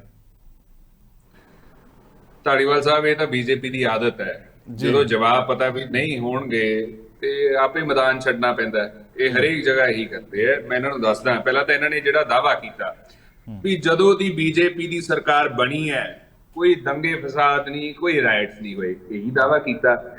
ਹੁਣ ਸੋਈ ਸਾਹਿਬ ਜਦੋਂ ਆ ਗਏ, ਇਹਨਾਂ ਨੂੰ ਆ ਲਿਸਟ ਬਣਾ ਦਿਓ। 2023 ਮਨੀਪੁਰ ਵਾਇਲੈਂਸ ਹਾਲ ਹੀ ਦੇ ਵਿੱਚ ਹੋਈ ਹੈ, 2022 Ranchi violence, 2022 Kanpur violence, 2022 Shivamogga rights, 2022 Kanpur violence, 2021 Assam eviction violence, 2020 Bangalore rights, 2020 Delhi rights ਤੇ ਹੋਰ ਕਿੰਨੇ ਸਾਰੇ ਹੈ। ਮੈਂ ਅੱਗੇ ਅੱਗੇ ਵਧਦਾ ਜਾ ਸਕਦਾ ਹੈ, ਪਰ ਭਾਰਤੀ ਜਨਤਾ ਪਾਰਟੀ ਥੋੜਾ ਜਿਹਾ ਤਾਂ ਤਰਕ ਨਾਲ ਗੱਲ ਕਰੇ। ਭਾਰਤੀ ਜਨਤਾ ਪਾਰਟੀ ਆਪਦੇ ਆਪ ਨੂੰ ਫੈਕਟਸ ਨਾਲ ਜਾਣੂ ਕਰਾਵੇ, ਫਿਰ ਉਹ ਤੋਂ ਬਾਅਦ ਏਡੇ ਵੱਡੇ ਵੱਡੇ ਦਾਅਵੇ ਕਰੇ। ਹੁਣ ਦੂਜਾ ਕਹਿੰਦੇ ਨੈਸ਼ਨਲ ਲੈਂਗੁਏਜ ਹੈ ਜੀ, ਸਾਡੀ ਨੈਸ਼ਨਲ ਲੈਂਗੁਏਜ ਹੈ ਹਿੰਦੀ, ਸਾਡੀ ਨੈਸ਼ਨਲ ਲੈਂਗੁਏਜ ਹੈ। ਇਹ ਜਦ ਤੁਸੀਂ ਪੁੱਛਿਆ ਵੀ ਇਹ ਕਿੱਥੇ ਮੈਂਸ਼ਨਡ ਹੈ, ਤੇ ਭਾਰਤੀ ਜਨਤਾ ਪਾਰਟੀ ਕੋਲੇ ਜਵਾਬ ਕੋਈ ਨਹੀਂ ਸੀ। ਕਹਿੰਦੇ ਮੈਂ ਦਿਖਾ ਨਹੀਂ ਸਕਦਾ ਕਿਉਂਕਿ ਮੈਂ ਫੋਨ ਤੇ ਜੁੜਿਆ ਹੋਇਆ। ਫੋਨ ਤੇ ਦੱਸ ਤਾਂ ਸਕਦੇ ਹੋ ਵੀ ਕਿਹੜਾ ਆਰਟੀਕਲ ਕਹਿੰਦਾ ਹੈ, ਕਿਹੜੀ ਥਾਂ ਤੇ ਲਿਖਿਆ ਹੋਇਆ ਹੈ ਵੀ ਸਾਡੀ ਨੈਸ਼ਨਲ ਲੈਂਗੁਏਜ ਹਿੰਦੀ ਹੈ। ਕਿਉਂਕਿ ਜੋ ਸਾਡਾ ਸੰਵਿਧਾਨ ਕਹਿੰਦਾ ਉਹ ਇਹ ਹੈ ਕਿ 22 ਲੈਂਗੁਏजेस ਰੈਕਗਨਾਈਜ਼ਡ ਹੈ ਸਾਡੇ ਸੰਵਿਧਾਨ 'ਚ, ਤੇ 8ਵੇਂ ਸ਼ਡਿਊਲ ਕਨਸਟੀਟਿਊਸ਼ਨ ਦੇ ਵਿੱਚ ਉਹ ਮੈਂਸ਼ਨਡ ਹੈ। ਸੋ ਇੱਕ ਕੋਈ ਵੀ ਸਾਡੀ ਆਫੀਸ਼ੀਅਲ ਲੈਂਗੁਏਜ ਹੈ ਹੀ ਨਹੀਂ ਹੈ, ਕਿਉਂਕਿ ਸਾਡਾ ਦੇਸ਼ ਬਣਿਆ ਹੀ ਡਾਈਵਰਸਿਟੀ ਨਾਲ ਹੈ। ਇੰਨੀ ਸਾਰੀਆਂ ਕਮਿਊਨਿਟੀਜ਼ ਹੈ, ਕਿੰਨੇ ਵੱਖਰੇ ਵੱਖਰੇ ਲੋਕ, ਵੱਖਰੇ ਵੱਖਰੇ ਉਹਨਾਂ ਦੇ ਜਿਹੜੇ ਥਾਟਸ ਹੈ, ਵੱਖਰੇ ਵੱਖਰੇ ਕਲਚਰਸ ਹੈ, ਟ੍ਰੈਡੀਸ਼ਨਸ ਹੈ, ਤੇ ਇਹੀ ਸਾਡੀ ਖੂਬਸੂਰਤੀ ਹੈ ਲੋਕਤੰਤਰ ਦੀ। ਉਹਨੂੰ ਖਤਮ ਕਰਕੇ ਤੁਸੀਂ ਚਾਹੁੰਦੇ ਹੋ ਸਾਰੇ ਇੱਕ ਮਾਤਰ ਗਵਰਨ ਹੋਣ ਤੇ ਉਹਨਾਂ ਦੇ ਪਰਸਨਲ ਲਾਜ਼ ਖਤਮ ਹੋ ਜਾਣ, ਆਰਟੀਕਲ 25 ਰਵੇ ਨਾ। ਵੀ ਆਰਟੀਕਲ 25 ਨੂੰ ਤੁਸੀਂ ਵਾਇਲੇਟ ਕਿਵੇਂ ਕਰ ਦੋਗੇ, ਇਹਦਾ ਦੱਸ ਦਿਓ। ਡੀਪੀਐਸਪੀ ਦਾ ਵੇਰਵਾ ਦਿੰਦੇ ਹੋ, ਡੀਪੀਐਸਪੀ ਐਨਫੋਰਸੇਬਲ ਨਹੀਂ। ਆਰਟੀਕਲ 25 ਸਾਡਾ ਫੰਡਾਮੈਂਟਲ ਰਾਈਟ ਹੈ, ਸਭ ਤੋਂ ਜ਼ਰੂਰੀ ਰਾਈਟਾਂ ਦੇ ਵਿੱਚ ਆਉਂਦਾ ਹੈ ਆਰਟੀਕਲ 25, ਆਰਟੀਕਲ ਵਿਚ says freedom to practise religion, ਤੇ ਤੁਸੀਂ ਉਹਦੇ ਬਾਵਜੂਦ ਉਹਨੂੰ ਕਿਵੇਂ ਖੋਹ ਸਕਦੇ ਹੋ ਸਰ ਤੋਂ? ਖੁੱਲੇਆਮ ਸ਼ਰੇਆਮ ਤੁਸੀਂ ਵਾਇਲੇਟ ਕਰਨ ਦੀਆਂ ਗੱਲਾਂ ਕਰ ਰਹੇ ਹੋ। ਸੋ ਮੈਂ ਬੀਜੇਪੀ ਨੂੰ ਕਹੂੰਗਾ ਵੀ ਪਹਿਲਾਂ ਡਿਬੇਟ ਡਿਸਕਸ਼ਨ ਕਰਵਾਓ, ਲੋਕਾਂ ਤੋਂ ਤਾਂ ਪੁੱਛ ਲਓ ਵੀ ਉਹ ਚਾਹੁੰਦੇ ਕੀ ਹੈ, ਤੁਸੀਂ ਕਾਰਨ ਕੀ ਹੈ, ਲੋਕਾਂ ਤੋਂ ਕਿਉਂ ਨਹੀਂ ਪੁੱਛਣਾ ਚਾਹੁੰਦੇ ਹੋ। ਇਹ ਹੈ ਵੀ ਜੇ ਪੁੱਛ ਰਿਹਾ ਲੋਕਾਂ ਨੇ ਭਾਰਤੀ ਜਨਤਾ ਪਾਰਟੀ ਨੂੰ ਕਹਿਣਾ ਵੀ ਤੁਸੀਂ ਸਾਨੂੰ ਅਜੇ ਤੱਕ ਤਾਂ ਪੁੱਛਿਆ ਨਹੀਂ। ਪਹਿਲੀ ਗੱਲ ਨਹੀਂ ਖੜਿਆਲ ਸਾਹਿਬ, ਉਹ ਤਾਂ ਇਹ ਗੱਲ ਕਹਿੰਦੇ ਆ, ਕਹਿੰਦੇ ਜਿਨ੍ਹਾਂ ਨੂੰ ਲੋਕਾਂ ਨੇ ਦਿੱਤੀਆਂ ਹੀ 52 ਸੀਟਾਂ ਨੇ ਉਹਨਾਂ ਨੂੰ ਕੀ ਪੁੱਛਣ ਦੀ ਲੋੜ ਹੈ, ਜਿਨ੍ਹਾਂ ਨੂੰ ਜਿਤਾ ਕੇ ਭੇਜਤਾ ਉਹ, ਇਹਦਾ ਮਤਲਬ ਉਹੀ ਹੈ ਵੀ ਲੋਕਾਂ ਨੇ ਉਹਨਾਂ ਨੂੰ ਫੈਸਲੇ ਕਰਨ ਦਾ ਅਧਿਕਾਰ ਦਿੱਤਾ, ਆਪਣੇ ਜੋ ਮਰਜ਼ੀ ਫੈਸਲੇ ਕਰਦੇ ਰਹੋ। ਦੇਖੋ ਗੱਲ ਇਹ ਹੈ, ਪਹਿਲੀ ਗੱਲ ਜੋ ਬੀਜੇਪੀ ਦਾ ਵੋਟ ਸ਼ੇਅਰ ਹੈ ਉਹ 100% ਤਾਂ ਹੈ ਨਹੀਂ ਜੀ। ਤੇ ਜੇ 100% ਨਹੀਂ ਹੈ ਤਾਂ ਮਤਲਬ ਜਿਹੜੀਆਂ ਆਪੋਜੀਸ਼ਨ ਪਾਰਟੀਆਂ ਹੈ ਉਹਨਾਂ ਕੋਲੇ ਵੀ significant amount of vote share ਹੈ। ਮੈਨੂੰ ਲੱਗਦਾ ਬੀਜੇਪੀ ਦਾ 33 ਦੇ ਅਰਾਊਂਡ ਸੀਗਾ, if I am not wrong, ਜਿਹੜਾ last time Lok Sabha election ਹੋਇਆ ਸੀਗਾ। ਸੋ ਜਿਹੜਾ 66% ਹੈ, 66% ਲੋਕਾਂ ਦੇ ਨੁਮਾਇੰਦੇ ਆਪੋਜੀਸ਼ਨ ਦੇ ਵਿੱਚ ਹੀ ਬਹਿੰਦੇ ਹੈ। 66% ਲੋਕਾਂ ਦਾ ਜੋ ਮਾਊਥਪੀਸ ਹੈ, ਰਿਪਰੈਜ਼ੈਂਟੇਟਿਵ ਹੈ, ਐਮਪੀ ਐਮਐਲਏ, ਉਹ ਆਪੋਜੀਸ਼ਨ ਦੇ ਵਿੱਚ ਹੈ। ਸੋ ਆਮ ਆਦਮੀ ਪਾਰਟੀ ਤੇ ਬੀਜੇਪੀ ਆਪਦੇ ਤਾਨਾਸ਼ਾਹ ਰਵੱਈਆਂ ਨੂੰ ਤਿਆਗ ਦੇ ਤੇ ਲੋਕਾਂ ਦਾ, ਉਹਨਾਂ ਦੇ ਮੈਂਡੇਟ ਦਾ ਥੋੜਾ ਰਿਗਾਰਡ ਕਰਨ, ਥੋੜਾ ਰਿਸਪੈਕਟ ਕਰਨ। ਤੇ ਮੈਂ ਇਹਨਾਂ ਨੂੰ ਇੱਕ ਗੱਲ ਪੁੱਛੂੰਗਾ ਕਿ ਇਹਨਾਂ ਨੇ ਕਿਹਾ ਵੀ ਰੂਲਿੰਗ ਜਿਹੜੀ ਹੈ ਨਾ ਉਹ ਵੈਲਫੇਅਰ ਬਾਰੇ ਸੋਚਦੀ ਹੈ, ਲੋਕਾਂ ਦੇ ਭਲੇ ਬਾਰੇ ਸੋਚਦੀ ਹੈ। ਤੇ ਫਿਰ ਜੇ ਇਹ ਗੱਲ ਸੱਚ ਹੈ ਫਿਰ ਤੁਸੀਂ ਕਾਂਗਰਸ ਪਾਰਟੀ ਤੇ ਦੋਸ਼ ਕਿਹੜੇ ਹਿਸਾਬ ਨਾਲ ਲਾਉਣੇ ਹੋ? ਜਿਹੜੇ ਸਾਡੇ ਤੁਸੀਂ ਕਹਿੰਦੇ ਹੋ ਵੀ 40-50 ਸਾਲ ਤੁਸੀਂ ਰਾਜ ਕੀਤਾ ਹੈ ਤੇ ਤੁਸੀਂ ਤਾਂ ਐਂਟੀ ਪੀਪਲ ਸੀਗੇ, ਐਂਟੀ ਵੈਲਫੇਅਰ ਸੀਗੇ, ਫਿਰ ਆਪਦਾ ਬਿਆਨ ਵਾਪਸ ਲੈ ਲਓ। ਜੇ ਰੂਲਿੰਗ ਸੋਚਦੀ ਹਮੇਸ਼ਾ ਹਿੱਤ ਦੇ ਵਿੱਚ ਹੈ, ਕਿਉਂਕਿ ਅਸੀਂ ਹਿੱਤ ਦੇ ਵਿੱਚ ਸੋਚਦੇ ਸੀਗੇ, ਡਿਬੇਟ ਡਿਸਕਸ਼ਨ ਕਰਦੇ ਸੀ, ਤੁਹਾਡੇ ਵਾਂਗੂ ਬਗੈਰ ਡਿਬੇਟ ਡਿਸਕਸ਼ਨ ਕੀਤੇ ਲਾਜ਼ ਨਹੀਂ ਲੈ ਕੇ ਆਉਂਦੇ ਸੀਗੇ। ਤੇ ਦੂਜੀ ਗੱਲ ਇਹ ਹੈ ਕਿ ਭਾਰਤੀ ਜਨਤਾ ਪਾਰਟੀ ਮੈਨੂੰ ਇੰਨੀ ਗੱਲ ਦੱਸ ਦੇ ਕਿ ਬੀਜੇਪੀ ਜੇ ਲੋਕਾਂ ਦਾ ਇੱਕ ਓਪੀਨੀਅਨ ਜਾਣ ਲੂਗੀ, ਪਰਸੈਪਸ਼ਨ ਕੀ ਹੈ, ਪਰਸਪੈਕਟਿਵ ਕੀ ਹੈ ਜਾਣ ਲੂਗੀ, ਤਾਂ ਬੀਜੇਪੀ ਨੂੰ ਉਹਦੇ ਨਾਲ ਦਿੱਕਤ ਕੀ ਹੈ? ਇਹ ਚ ਜਾਂ ਤਾਂ ਹੋਵੇ ਵੀ ਭਾਰਤੀ ਜਨਤਾ ਪਾਰਟੀ ਕਵੇ ਵੀ ਜਿਹੜਾ ਹੈਗਾ ਇਹ ਡਿਕਟੇਟਰਸ਼ਿਪ ਹੈ। ਇਹ ਲੋਕਤੰਤਰ ਹੈ, ਲੋਕਤੰਤਰ ਦੇ ਵਿੱਚ ਲੋਕ ਪ੍ਰਾਈਮ ਨੇ, ਸੁਪਰੀਮ ਨੇ, ਤੇ ਲੋਕਾਂ ਦਾ ਓਪੀਨੀਅਨ ਲਓ, ਜਿਹੜੀ ਆਪੋਜੀਸ਼ਨ ਹੈ ਉਹਨਾਂ ਦਾ ਓਪੀਨੀਅਨ ਲਓ, ਆਲ ਪਾਰਟੀ ਮੀਟ ਕਰਾ ਲਓ। ਮਤਲਬ ਤੁਸੀਂ ਇਲੈਕਸ਼ਨ ਮੋਡ 'ਚ 100% ਆਫ ਦਾ ਟਾਈਮ ਦੇ ਸਕਦੇ ਹੋ ਇਲੈਕਸ਼ਨ ਮੋਡ 'ਚ ਰਹਿ ਕੇ, ਲੇਕਿਨ ਇੱਕ ਦਫਾ ਵੀ ਤੁਸੀਂ ਆਲ ਪਾਰਟੀ ਮੀਟਿੰਗ ਬੁਲਾ ਸਕਦੇ, ਪਾਰਲੀਮੈਂਟ ਦਾ ਸੈਸ਼ਨ ਬੁਲਾ ਲਓ, ਉਹ 'ਚ ਡਿਬੇਟ ਡਿਸਕਸ਼ਨ ਕਰਾ ਲਓ। ਜੋ ਲੋਕਾਂ ਦੇ ਓਪੀਨੀਅਨਸ ਐਟਲੀਸਟ ਉਹ ਤਾਂ ਤੁਹਾਨੂੰ ਪਤਾ ਲੱਗਣਗੇ। ਤੇ ਜਿਹੜੇ ਤੁਸੀਂ ਇੱਕ ਵਨ ਸਾਈਡਡ ਸਾਰੀ ਸੋਚ ਆਪਦੀ ਧਾਰਨਾ ਬਣਾਈ ਬੈਠੇ ਹੋ, ਉਹ ਥੋੜਾ ਜਿਹਾ ਉਹਨੂੰ ਤੁਸੀਂ ਅੰਡਰਮਾਈਨ ਕਰਕੇ ਲੋਕਾਂ ਦੇ ਓਪੀਨੀਅਨ ਨੂੰ ਅੱਗੇ ਕਰੋ ਤੇ ਲੋਕਾਂ ਦੇ ਹਿਸਾਬ ਨਾਲ ਚੱਲਣਾ ਸ਼ੁਰੂ ਕਰੋ। ਠੀਕ ਹੈ ਸੋਹੀ ਸਾਹਿਬ, ਕਿਉਂ ਨਹੀਂ ਇਸ ਗੱਲ ਦੇ ਉੱਤੇ ਬੀਜੇਪੀ ਸੋਚ ਵਿਚਾਰ ਕਰ ਰਹੀ, ਸਰਕਾਰ ਵਿਚਾਰ ਕਰ ਰਹੀ, ਜਦੋਂ ਅੱਜ ਸਾਰੇ ਹੀ ਜੰਮੂ ਕਸ਼ਮੀਰ ਤੋਂ ਲੈ ਕੇ ਬੰਗਾਲ ਤੋਂ ਲੈ ਕੇ ਕੇਰਲਾ ਤੱਕ, ਕਰਨਾਟਕ ਤੱਕ ਇਸ ਦਾ ਵਿਰੋਧ ਹੋ ਰਿਹਾ ਹੈ ਕਿ ਇਸ ਲੋਕਤੰਤਰ ਦੇ ਵਿੱਚ ਜਿੱਥੇ ਲੋਕ ਵੱਡੇ ਹੈ, ਜਦੋਂ ਬੀਜੇਪੀ ਇਹ ਗੱਲ ਕਹਿੰਦੀ ਹੈ ਕਿ ਹਰ ਕਾਰਜਕਰਤਾ ਦੀ ਉਨੀ ਹੀ ਵੈਲਿਊ ਹੈ ਜਿੰਨੀ PM ਦੀ ਵੈਲਿਊ ਹੈ, ਜਦੋਂ ਬੀਜੇਪੀ ਇਹ ਕਹਿੰਦੀ ਹੈ ਕਿ ਅਸੀਂ ਹਰ ਇੱਕ ਵੋਟ ਨੂੰ ਉਨੀ ਮਹੱਤਤਾ ਦਿੰਦੇ ਆ ਜਿੰਨੀ ਕਿਸੇ ਸਰਕਾਰ ਦੀ ਮਹੱਤਤਾ ਹੈ, ਤੇ ਅੱਜ ਉਸ ਇੱਕ ਵੋਟ ਦੀ ਮਹੱਤਤਾ ਕਿੱਥੇ ਹੈ ਜਿਹੜੀ ਕਿ 67% ਵੋਟ ਤੁਹਾਡੇ ਨਾਲ ਭੁਗਤੀ ਨਹੀਂ, ਕਿ ਉਹਨਾਂ ਦੀ ਫਿਰ ਕੋਈ ਮਹੱਤਤਾ ਨਹੀਂ ਹੈ? ਨਹੀਂ ਏਦਾਂ ਪਤਾ ਕੀ ਹੁੰਦਾ ਹੈ ਇਸ ਵਕਤ, ਸ਼ਾਇਦ ਮੈਨੂੰ ਲੱਗਦਾ ਹੈ ਕਿ ਅਸੀਂ ਉਹਨੂੰ ਡਿਸਕਸ਼ਨ ਨੂੰ ਡਿਫਰੈਂਟ ਤਰੀਕੇ ਨਾਲ ਲੈ ਕੇ ਜਾ ਰਹੇ ਹਾਂ। ਤੁਸੀਂ ਕਹਿ ਰਹੇ ਹੋ 67% ਵੋਟ ਨਹੀਂ ਭੁਗਤੀ, ਟੋਟਲ ਦੇਸ਼ ਦੇ ਵਿੱਚ ਜੋ ਵੋਟ ਪੋਲਿੰਗ ਪਰਸੈਂਟੇਜ ਹੁੰਦਾ ਹੈ ਦੈਟ ਇਜ਼ 60%। ਹੁਣ ਤੁਸੀਂ ਉਹਦਾ ਲੈ ਕੇ ਚੱਲ ਰਹੇ ਹੋ ਕਿ ਸਾਨੂੰ ਉਹ ਨਹੀਂ ਭੁਗਤੀ ਨਹੀਂ। ਕੁਐਸਚਨ ਕੀ ਪੋਲਿੰਗ ਵੋਟ ਜਿਹੜੀ ਹੁੰਦੀ ਆ ਉਹ ਕਿੰਨੇ ਪਰਸੈਂਟ ਤੁਹਾਨੂੰ ਭੁਗਤੀ ਹੈ, ਦੈਟ ਮੈਟਰਸ ਲੋਟ, ਕਿ ਤੁਹਾਨੂੰ ਆਊਟ ਆਫ ਤੁਹਾਨੂੰ ਦੇਸ਼ ਕੀ ਚਾਹੁੰਦਾ ਹੈਗਾ, ਦੇਸ਼ ਦਾ ਮੂਡ ਕਿੰਨਾ ਹੈ। ਜਿਹੜੇ ਵੋਟਰ ਬਾਹਰ ਨਹੀਂ ਨਿਕਲਦੇ ਹੈਗੇ ਉਹ ਇਹਨਾਂ ਦੀਆਂ ਗੁੰਡਾਈਆਂ ਤੋਂ ਬਾਅਦ ਹੀ ਨਿਕਲਦੇ ਕਿ ਲੋਕਾਂ ਨੂੰ ਡਰ ਹੁੰਦਾ ਸੀਗਾ ਅਸੀਂ ਵੋਟ ਨਾ ਪਾਈਏ। ਹੌਲੀ ਹੌਲੀ ਵੋਟ ਪਰਸੈਂਟੇਜ ਵੱਧ ਰਹੀ ਹੈ ਤਾਂ ਨੈਚੁਰਲੀ ਹੈ ਕਿ ਡੈਮੋਕ੍ਰੇਸੀ 'ਚ ਤੇ ਇਹੋ ਹੀ ਹੈ ਕਿ ਜਿਹੜੀ ਪਾਰਟੀ ਵਿਨ ਕਰਦੀ ਹੈ ਇਲੈਕਸ਼ਨ ਉਹੀ ਪਾਰਟੀ ਦੇਸ਼ ਦੇ ਉੱਪਰ ਕਾਨੂੰਨ ਬਣਾਉਂਦੀ ਹੈ, ਜਾਂ ਮੈਜੋਰਿਟੀ ਦੇ ਨਾਲ ਰਾਜ ਸਭਾ ਹੋ ਜਾਏ ਜਾਂ ਤੁਹਾਡੀ ਲੋਕ ਸਭਾ ਹੋ ਜਾਏ, ਉਹ ਜੋ ਕਾਨੂੰਨ ਪਾਸ ਵੀ ਹੁੰਦੇ ਨੇ, ਡਿਸਕਸ਼ਨਸ ਵੀ ਹੁੰਦੀਆਂ ਨੇ। ਸੋਈ ਸਾਹਿਬ, ਜਿੰਨੀ ਕਿ ਮੇਰੀ ਜਾਣਕਾਰੀ ਹੈ ਕਦੇ ਕੋਈ ਪਾਰਟੀ ਕਦੇ ਸਿੰਗਲ ਪਾਰਟੀ ਮੇਰੇ ਖਿਆਲ ਨਾਲ ਕਾਨੂੰਨ ਨਹੀਂ ਬਣਾਉਂਦੀ, ਕਾਨੂੰਨ ਨੂੰ ਪਹਿਲਾਂ ਲੈ ਕੇ ਆਇਆ ਜਾਂਦਾ, ਉਹ ਤੇ ਡਿਸਕਸ਼ਨ ਹੁੰਦੀ ਹੈ, ਰਾਜ ਸਭਾ 'ਚ ਪਾਸ ਹੁੰਦਾ ਹੈ, ਰਾਸ਼ਟਰਪਤੀ ਸਾਹਿਬ ਕੋਲ ਜਾਂਦਾ ਹੈ। ਹਾਂਜੀ ਰਾਸ਼ਟਰਪਤੀ ਨਾ ਹੀ ਕਿਸੇ ਪਾਰਟੀ ਦਾ ਹੁੰਦਾ ਹੈ ਨਾ ਹੀ ਕਿਸੇ ਧਿਰ ਦਾ ਹੁੰਦਾ ਹੈ। ਇਹ ਜਿਵੇਂ ਸਾਡੀ ਖੂਬਸੂਰਤੀ ਹੈ ਰਾਜ ਸਭਾ ਲੋਕ ਸਭਾ ਵੀ ਕਿਸੇ ਧਿਰਾਂ ਦੀਆਂ ਨਹੀਂ ਹੁੰਦੀਆਂ। ਤੁਸੀਂ ਕਹਿੰਦੇ ਹੋ ਕਿ ਜਿਹਦੀ ਪਾਰਟੀ ਹੁੰਦੀ ਹੈ ਸਰਕਾਰ ਹੁੰਦੀ ਹੈ ਉਹੀ ਸਾਰਾ ਕੁਝ ਕਰਦਾ। ਏਦਾਂ ਹੁੰਦਾ ਹੈ, ਅਸੀਂ ਕਾਨੂੰਨ ਪ੍ਰੈਜ਼ੈਂਟ ਕਰ ਸਕਦੇ ਹਾਂ ਲੋਕ ਸਭਾ 'ਚ, ਲੋਕ ਸਭਾ 'ਚ ਡਿਸਕਸ਼ਨ ਹੁੰਦੀ ਹੈ, ਲੋਕ ਸਭਾ 'ਚ ਪਾਸ ਹੋਣ ਤੋਂ ਬਾਅਦ ਰਾਜ ਸਭਾ 'ਚ ਜਾਂਦਾ ਹੈ, ਰਾਜ ਸਭਾ 'ਚ ਪਾਸ ਹੋਣ ਤੋਂ ਬਾਅਦ ਕਾਨੂੰਨ ਬਣਦਾ ਹੈ। Navjot ji you and me knows it, UCC ਲਿਆਂਦਾ ਲੋਕ ਸਭਾ ਦੇ ਵਿੱਚ। ਗੌਰਵ ਨਵਜੋਤ ਜੀ ਜਸਟ ਵੇਟ ਐਂਡ ਵਾਚ, ਤੁਸੀਂ ਇੱਕ ਡਿਸਕਸ਼ਨ ਚਾਲੂ ਹੋਈ ਹੈ ਦੇਸ਼ ਦੇ ਵਿੱਚ, ਦੇਸ਼ ਦਾ ਜਿਹੜਾ ਮੂਡ ਹੈਗਾ ਉਹ ਯੂਸੀਸੀ ਵੱਲ ਨੂੰ ਵੱਧ ਰਿਹਾ ਹੈਗਾ। ਮੈਨੂੰ ਲੱਗਦਾ ਹੈਗਾ ਕਿ ਵੀ ਮਸਟ ਵੇਟ ਐਂਡ ਵਾਚ, ਤੇ ਆਟੋਮੈਟਿਕਲੀ ਤੁਹਾਨੂੰ ਸਭ ਪਤਾ ਲੱਗ ਜਾਏਗਾ। ਦੇਸ਼ ਦੇ ਮੂਡ ਦੇ ਖਿਲਾਫ ਬੀਜੇਪੀ ਨਾ ਕਦੀ ਚੱਲੀ ਹੈ ਤੇ ਨਾ ਕਦੀ ਚੱਲੇਗੀ। ਸਰਕਾਰਾਂ ਤਾਂ ਹੀ ਮੇਨਟੇਨ ਰਹਿੰਦੀਆਂ, ਸਰਕਾਰਾਂ ਤਾਂ ਹੀ ਬਣਦੀਆਂ ਨੇ ਜੇ ਦੇਸ਼ ਦੇ ਨਬਜ਼ ਨੂੰ ਲੈ ਕੇ ਚੱਲੇ, ਦੇਸ਼ ਦੇ ਆਵਾਮ ਨੂੰ ਨਾਲ ਲੈ ਕੇ ਚੱਲੇ। ਤੇ ਮੈਨੂੰ ਲੱਗਦਾ ਕਿ ਸਾਨੂੰ ਉਹ ਬਖੂਬੀ ਆਉਂਦਾ ਕਿ ਦੇਸ਼ ਦੇ ਆਵਾਮ ਨੂੰ ਨਾਲ ਲੈ ਕੇ ਦੇਸ਼ ਦੀ ਆਵਾਜ਼ ਨੂੰ ਸੁਣਨਾ ਤੇ ਦੇਸ਼ ਦੇ ਨਾਲ ਚੱਲਣਾ। ਸਭ ਕਈ ਵਾਰੀ ਆਵਾਜ਼ ਸੁਣਨ ਦੇ ਵਿੱਚ ਦੇਰੀ ਕਰ ਦਿੰਦੇ ਹੋ ਤੁਸੀਂ। ਚਲੋ ਆ ਤੇ ਵਕਤ ਦੱਸੂਗਾ ਕਿ 2024 ਚ ਅਸੀਂ ਦੇਸ਼ ਦੀ ਆਵਾਜ਼ ਸੁਣੀ ਕਿ ਨਹੀਂ ਸੁਣੀ। ਹੁਣ ਤੁਸੀਂ ਮੈਂ ਇਹਨੂੰ ਥ੍ਰੈਟ ਸਮਝਾਂ ਜਾਂ ਮਤਲਬ ਓਵਰ ਕੌਨਫੀਡੈਂਸ ਸਮਝਾਂ? ਤੁਸੀਂ ਕਹਿ ਰਹੇ ਹੋ ਉਹ ਤਾਂ ਦੱਸੂਗਾ, ਪਤਾ ਨਹੀਂ ਕੀ ਦੱਸਣਾ ਹੋਊਗਾ। ਡੈਮੋਕ੍ਰੇਸੀ 'ਚ ਕੋਈ ਥ੍ਰੈਟ ਨਹੀਂ ਹੁੰਦੀ, ਕੋਈ ਓਵਰ ਕੌਨਫੀਡੈਂਸ ਨਹੀਂ ਹੁੰਦਾ। ਡੈਮੋਕ੍ਰੇਸੀ 'ਚ ਜੋ ਲੋਕ ਚਾਹੁੰਦੇ ਨੇ ਉਹੀ ਹੁੰਦਾ ਹੈ। ਤੇ ਜਿਹੜੇ ਲੋਕਾਂ ਨੇ 40 ਸਾਲ ਕਾਂਗਰਸ ਨੂੰ ਰਾਜ ਕਰਾਇਆ, ਉਸ ਕੰਟੈਕਸਟ ਦੇ ਵਿੱਚ ਸਵਾਲ ਕਰਨਾ ਚਾਹੁੰਦਾ। ਤੁਸੀਂ ਕਿਹਾ ਨਾ ਕਿ ਸਾਰਿਆਂ ਦੀ ਆਵਾਜ਼ ਸੁਣ ਕੇ ਚੱਲਦੇ ਆ, ਇੱਥੇ ਹਰ ਕਿਸੇ ਦੀ ਆਵਾਜ਼ ਸੁਣੀ ਜਾਂਦੀ ਹੈ। ਸ਼ਾਇਦ ਮੁਲਕ ਦੇ ਕਿਸਾਨ ਦੀ ਆਵਾਜ਼ ਸੁਣਨ ਦੇ ਵਿੱਚ ਸਾਲ ਸਵਾ ਸਾਲ ਲੰਘ ਗਿਆ ਸੀਗਾ, 600-700 ਸ਼ਹਾਦਤਾਂ ਹੋ ਗਈਆਂ। ਮੈਂ ਤੁਹਾਨੂੰ ਉਹੀ ਕਹਿ ਰਿਹਾ, ਹੁਣ ਬਾਅਦ ਦੇ ਵਿੱਚ ਡਿਸਕਸ਼ਨ ਕਰੋਗੇ। ਸ਼ਾਇਦ ਆਪਾਂ ਭਰਮ ਦੇ ਵਿੱਚ ਨਾ ਰਹੀਏ ਤੇ ਮੂਡ ਪਹਿਲਾਂ ਹੀ ਜਾਣ ਲਈਏ, ਮੂਲ ਪਹਿਲਾਂ ਹੀ ਪਛਾਣ ਲਈਏ। ਹੁਣ ਤੁਹਾਨੂੰ ਜਵਾਬ ਦਵਾਂ ਉਸ ਗੱਲ ਦਾ ਵੀ। ਮੈਂ ਹੁਣ ਕਿਸਾਨ ਅੰਦੋਲਨ ਵੀ ਜਿਹੜਾ ਸੀਗਾ, ਜਿਹੜੇ ਅਸੀਂ ਉਹਨਾਂ ਦੀ ਇਨਕਮ ਡਬਲ ਕਰਨ ਵਾਸਤੇ ਲੈ ਕੇ ਆਏ ਸੀ, ਕਿਸਾਨਾਂ ਨੂੰ ਨਹੀਂ ਪਸੰਦ ਆਇਆ ਕਿਉਂਕਿ ਉਹ 'ਚ ਰਾਜਨੀਤੀ ਵੜ ਗਈ ਸੀਗੀ। ਮੈਂ ਬਾਰ-ਬਾਰ ਉਸ 'ਚ ਹਮੇਸ਼ਾ ਹੀ ਉੱਥੇ ਕਹਿੰਦਾ ਰਿਹਾ ਕਿ ਆ ਕਿਸਾਨਾਂ ਦਾ ਜਿਹੜਾ ਸੀਗਾ 3 ਕਾਨੂੰਨਾਂ ਨੂੰ ਹਾਈਜੈਕ ਕਰ ਲਿਆ ਰਾਜਨੀਤੀਆਂ ਨੇ, ਕਿਉਂਕਿ ਰਾਜਨੀਤੀ ਨਹੀਂ ਚਾਹੁੰਦੇ ਕਿ ਕਿਸਾਨ ਜਿਹੜਾ ਵਾ ਉਹ ਤਰੱਕੀ ਕਰੇ, ਕਿਉਂਕਿ ਜਿੰਦਾ ਜਿਹੜਾ ਵੀ ਦਬਲਾ ਕੁਚਲਿਆ ਇਨਸਾਨ ਰਵੇਗਾ। ਅੱਜ 6000 ਰੁਪਏ ਮੋਦੀ ਸਾਹਿਬ ਸਾਡੀ ਸਰਕਾਰ ਕਿਉਂ ਕਿਸਾਨਾਂ ਦੇ ਖਾਤੇ 'ਚ ਪਾ ਰਹੀ ਹੈ, ਡਾਇਰੈਕਟ ਬੈਨੀਫਿਟ ਟ੍ਰਾਂਸਫਰ ਕਿਉਂ ਕਰ ਰਹੀ ਹੈ? ਇਸ ਕਰਕੇ ਕਰ ਰਹੀ ਹੈ। ਅੱਜ ਰਾਜੀਵ ਗਾਂਧੀ ਦੀ ਸਟੇਟਮੈਂਟ ਮੈਨੂੰ ਯਾਦ ਆਉਂਦੀ ਹੈ, ਕਹਿੰਦੇ ਸੀ 1 ਰੁਪਿਆ ਅਸੀਂ ਭੇਜਦੇ ਹਾਂ ਤੇ ਜਾ ਕੇ ਤੇ ਲੋਕਾਂ ਦੇ ਕੋਲ 4 ਪੈਸੇ ਜਾਂ 5 ਪੈਸੇ ਆਉਂਦੇ ਨੇ। ਰਾਜੀਵ ਗਾਂਧੀ ਦੀ ਸਟੇਟਮੈਂਟ ਸੀਗੀ। ਤੇ ਅੱਜ ਹੁਣ ਲੋਕਾਂ ਦੇ ਕੋਲ 100 ਰੁਪਏ ਭੇਜਦੇ ਆ ਸੈਂਟਰ ਤੇ 100 ਪੈਸੇ ਹੀ ਜਾ ਰਹੇ ਨੇ।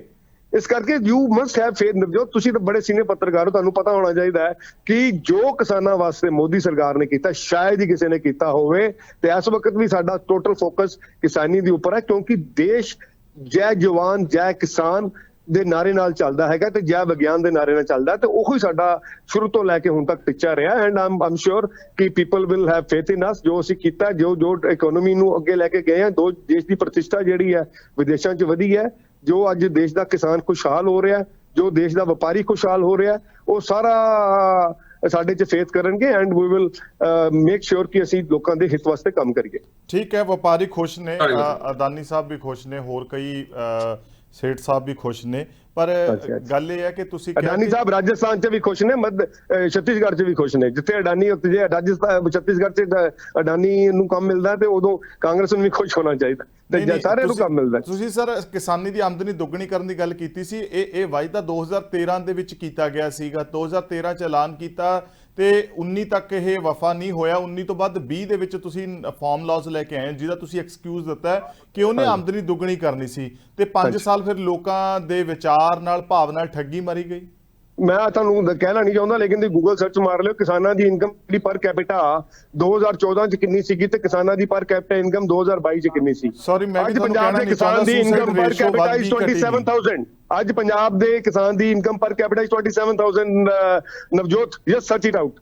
ਮੈਂ ਬਿਨਾਂ ਤੱਥ ਤੋਂ ਨਹੀਂ ਬੋਲਦਾ ਕਦੀ ਵੀ। ਨਹੀਂ, ਮੈਂ ਵੀ ਬਿਨਾਂ ਤੱਥ ਤੋਂ ਗੱਲ ਨਹੀਂ ਕਰਦਾ ਜੀ। ਸੁਸਾਈਡ ਰੇਸ਼ੋ ਦੇ ਵਿੱਚ ਇਜ਼ਾਫਾ ਹੋਇਆ, ਘਟਿਆ ਨਹੀਂ ਜੀ। ਚਲੋ ਤੁਸੀਂ, ਮੈਂ ਤੇ ਪੰਜਾਬ ਦੀ ਗੱਲ ਕਰ ਰਹੇ, ਪੰਜਾਬ ਦੇ ਦੇਖੋ ਕਿ ਕਿਸਾਨ ਦੀ ਇਨਕਮ ਕਿੰਨੀ ਵਧੀਆ ਘਟੀ ਹੈ। ਪਰ 6000 ਦੇ ਨਾਲ ਕਿਸੇ ਦਾ ਸਾਲ ਭਰ ਦੇ ਵਿੱਚ ਗੁਜ਼ਾਰਾ ਕਿਵੇਂ ਚੱਲੇਗਾ ਸੋਈ ਸਾਹਿਬ? ਦੇਖੋ Navjot, we are moving towards farmers welfare, ਤੇ ਜਦੋਂ ਫਾਰਮਰਸ ਦੇ ਨਾਲ ਹੀ ਸਰਕਾਰਾਂ ਬਣਦੀਆਂ ਨੇ। ਜੇ ਫਾਰਮਰ ਨਾ ਚਾਹਣ ਤੇ ਸਰਕਾਰਾਂ ਨਹੀਂ ਬਣਦੀਆਂ। ਮੈਂ ਤੁਹਾਡੇ ਚੈਨਲ ਦੇ ਉੱਪਰ ਬਿਲਕੁਲ ਬੇਬਾਕੀ ਨਾ ਕਹਿ ਰਿਹਾ। ਅੱਜ ਜੇ ਦੇਸ਼ ਦਾ ਕਿਸਾਨ ਜੋ ਚਾਹੁੰਦਾ ਹੈ ਉਹੀ ਸਰਕਾਰ ਬਣਦੀ ਆ, ਉਹੀ ਸਰਕਾਰ ਚੱਲਦੀ ਹੈ। ਤੇ ਜੇ ਦੇਸ਼ ਦਾ ਕਿਸਾਨ ਮੋਦੀ ਸਾਹਿਬ ਦੇ ਨਾਲ ਹੈ, ਜੇ ਅਸੀਂ ਉਹਨਾਂ ਨੂੰ ਯੂਰੀਆ ਦੇ ਉੱਪਰ ਵਰਲਡ ਚ ਇੰਨਾ ਪ੍ਰਾਈਸ ਵੱਧ ਗਿਆ ਸੀ, ਯੂਰੀਆ ਦੇ ਉੱਪਰ ਉਹਨਾਂ ਨੂੰ ਪ੍ਰਾਈਸ ਦਾ ਸੇਕ ਨਹੀਂ ਲੱਗਣ ਦਿੱਤਾ, ਜੇ ਅਸੀਂ ਨੀਮ ਕੋਟਡ ਯੂਰੀਆ ਲੈ ਕੇ ਆਂਦਾ ਤਾਂ ਕਿ ਯੂਰੀਆ ਦੀ ਬਲੈਕ ਮਾਰਕੀਟਿੰਗ ਨਾ ਹੋਵੇ, ਜੇ ਫਸਲਾਂ ਦਾ ਬੀਮਾ ਕੀਤਾ ਕਿ ਤਾਂ ਕਿ ਕਿਸਾਨਾਂ ਨੂੰ ਉਹਦਾ ਮੁਆਵਜ਼ਾ ਮਿਲ ਸਕੇ, ਜੇ ਅੱਜ ਇੱਕ ਪੰਜਾਬ ਦੇ ਵਿੱਚ ਹੀ ਗੱਲ ਕਰਨਾ 1,76,000 ਕਰੋੜ ਦਾ MSP ਦੇ ਰਹੇ ਆ ਤੇ ਲਗਾਤਾਰ ਦੇ ਰਹੇ ਆ, ਤੇ ਉਹ ਕਿਸਾਨ ਦੇ ਨਾਲ, ਦੇਸ਼ ਦੇ ਨਾਲ, ਸਾਡਾ ਨਾਲ ਨਾ ਹੋਵੇਗਾ ਤੇ ਸਾਡੀ ਸਰਕਾਰ ਨਹੀਂ ਬਣੇਗੀ। ਮੈਨੂੰ ਉਮੀਦ ਹੈ ਕਿਸਾਨ ਸਾਡੇ ਨਾਲ ਨੇ ਤੇ ਕਿਸਾਨ ਸਾਡੇ ਨਾਲ ਰਹਿਣਗੇ, ਕਿਉਂਕਿ ਉਹਨਾਂ ਨੂੰ ਮੋਦੀ ਸਾਹਿਬ ਦੇ BJP ਦੀ ਪਾਲਿਸੀ ਵਿਸ਼ਵਾਸ ਹੈਗਾ। ਸੋਈ ਸਾਹਿਬ, ਸਵਾਲ ਤਾਂ ਹੋਰ ਵੀ ਬਹੁਤ ਨੇ, ਪਰ ਖੜਿਆਲ ਸਾਹਿਬ ਇੱਕ ਦੋ ਸਵਾਲ ਤੁਹਾਨੂੰ ਪੁੱਛਣਾ ਚਾਹੁੰਦੇ ਨੇ। ਮੈਨੂੰ ਉਹਨਾਂ ਦੀ ਆਵਾਜ਼ ਨਹੀਂ ਸੁਣ ਰਹੀ ਯਾਰ। ਮੈਂ ਸਿਸਟਮ ਸੈੱਟ ਕਰ ਲਓ। ਧਾਲੀਵਾਲ ਸਾਹਿਬ, ਤੁਸੀਂ ਦੇਖੋ ਆ ਰਹੀ ਹੈ ਜੀ, ਤੁਹਾਨੂੰ ਪਹਿਲਾਂ ਵੀ ਪੁੱਛਿਆ ਸੀ।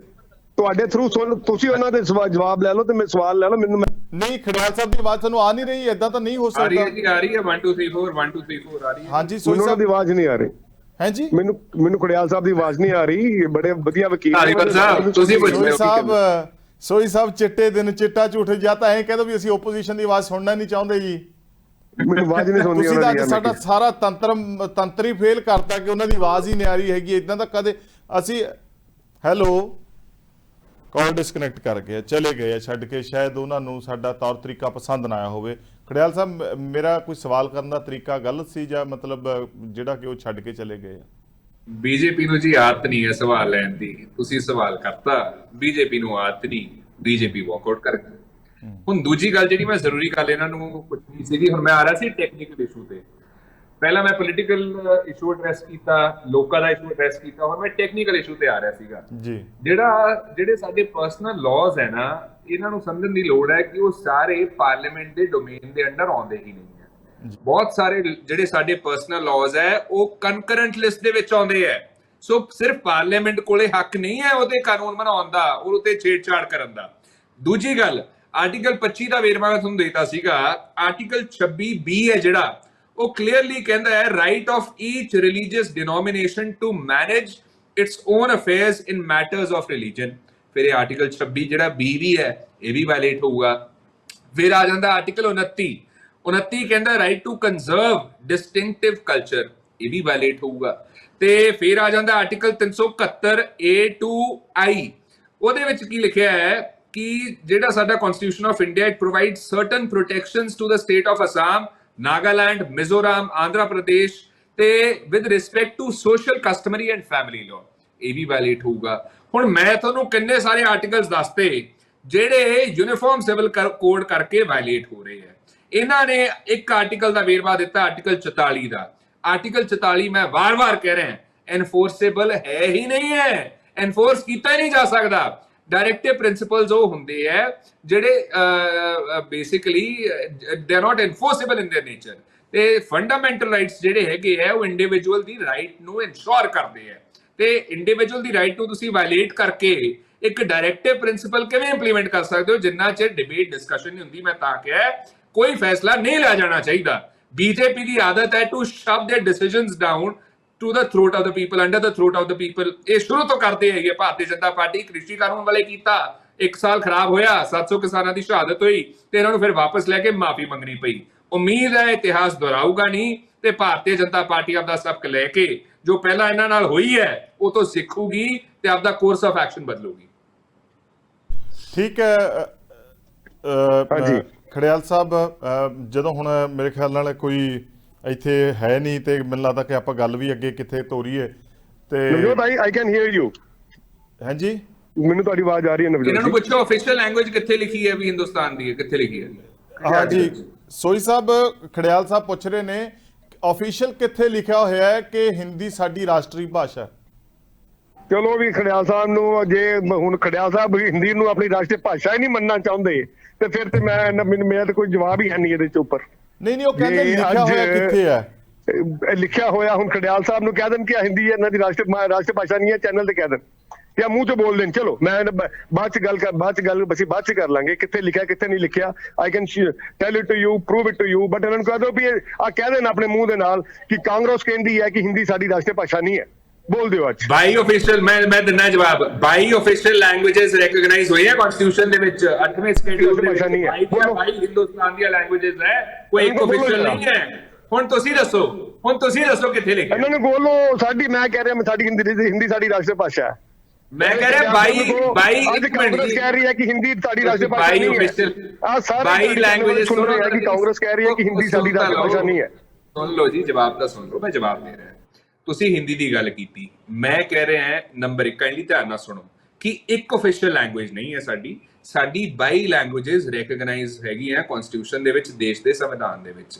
ਤੇ 8ਵਾਂ ਸ਼ਡਿਊਲ ਪੜ੍ਹ ਲਓ, ਉਹ 'ਚ ਤੁਹਾਨੂੰ 22 ਲੈਂਗੁਏजेस ਕਿਹੜੀਆਂ ਪਤਾ ਲੱਗ ਜੂ।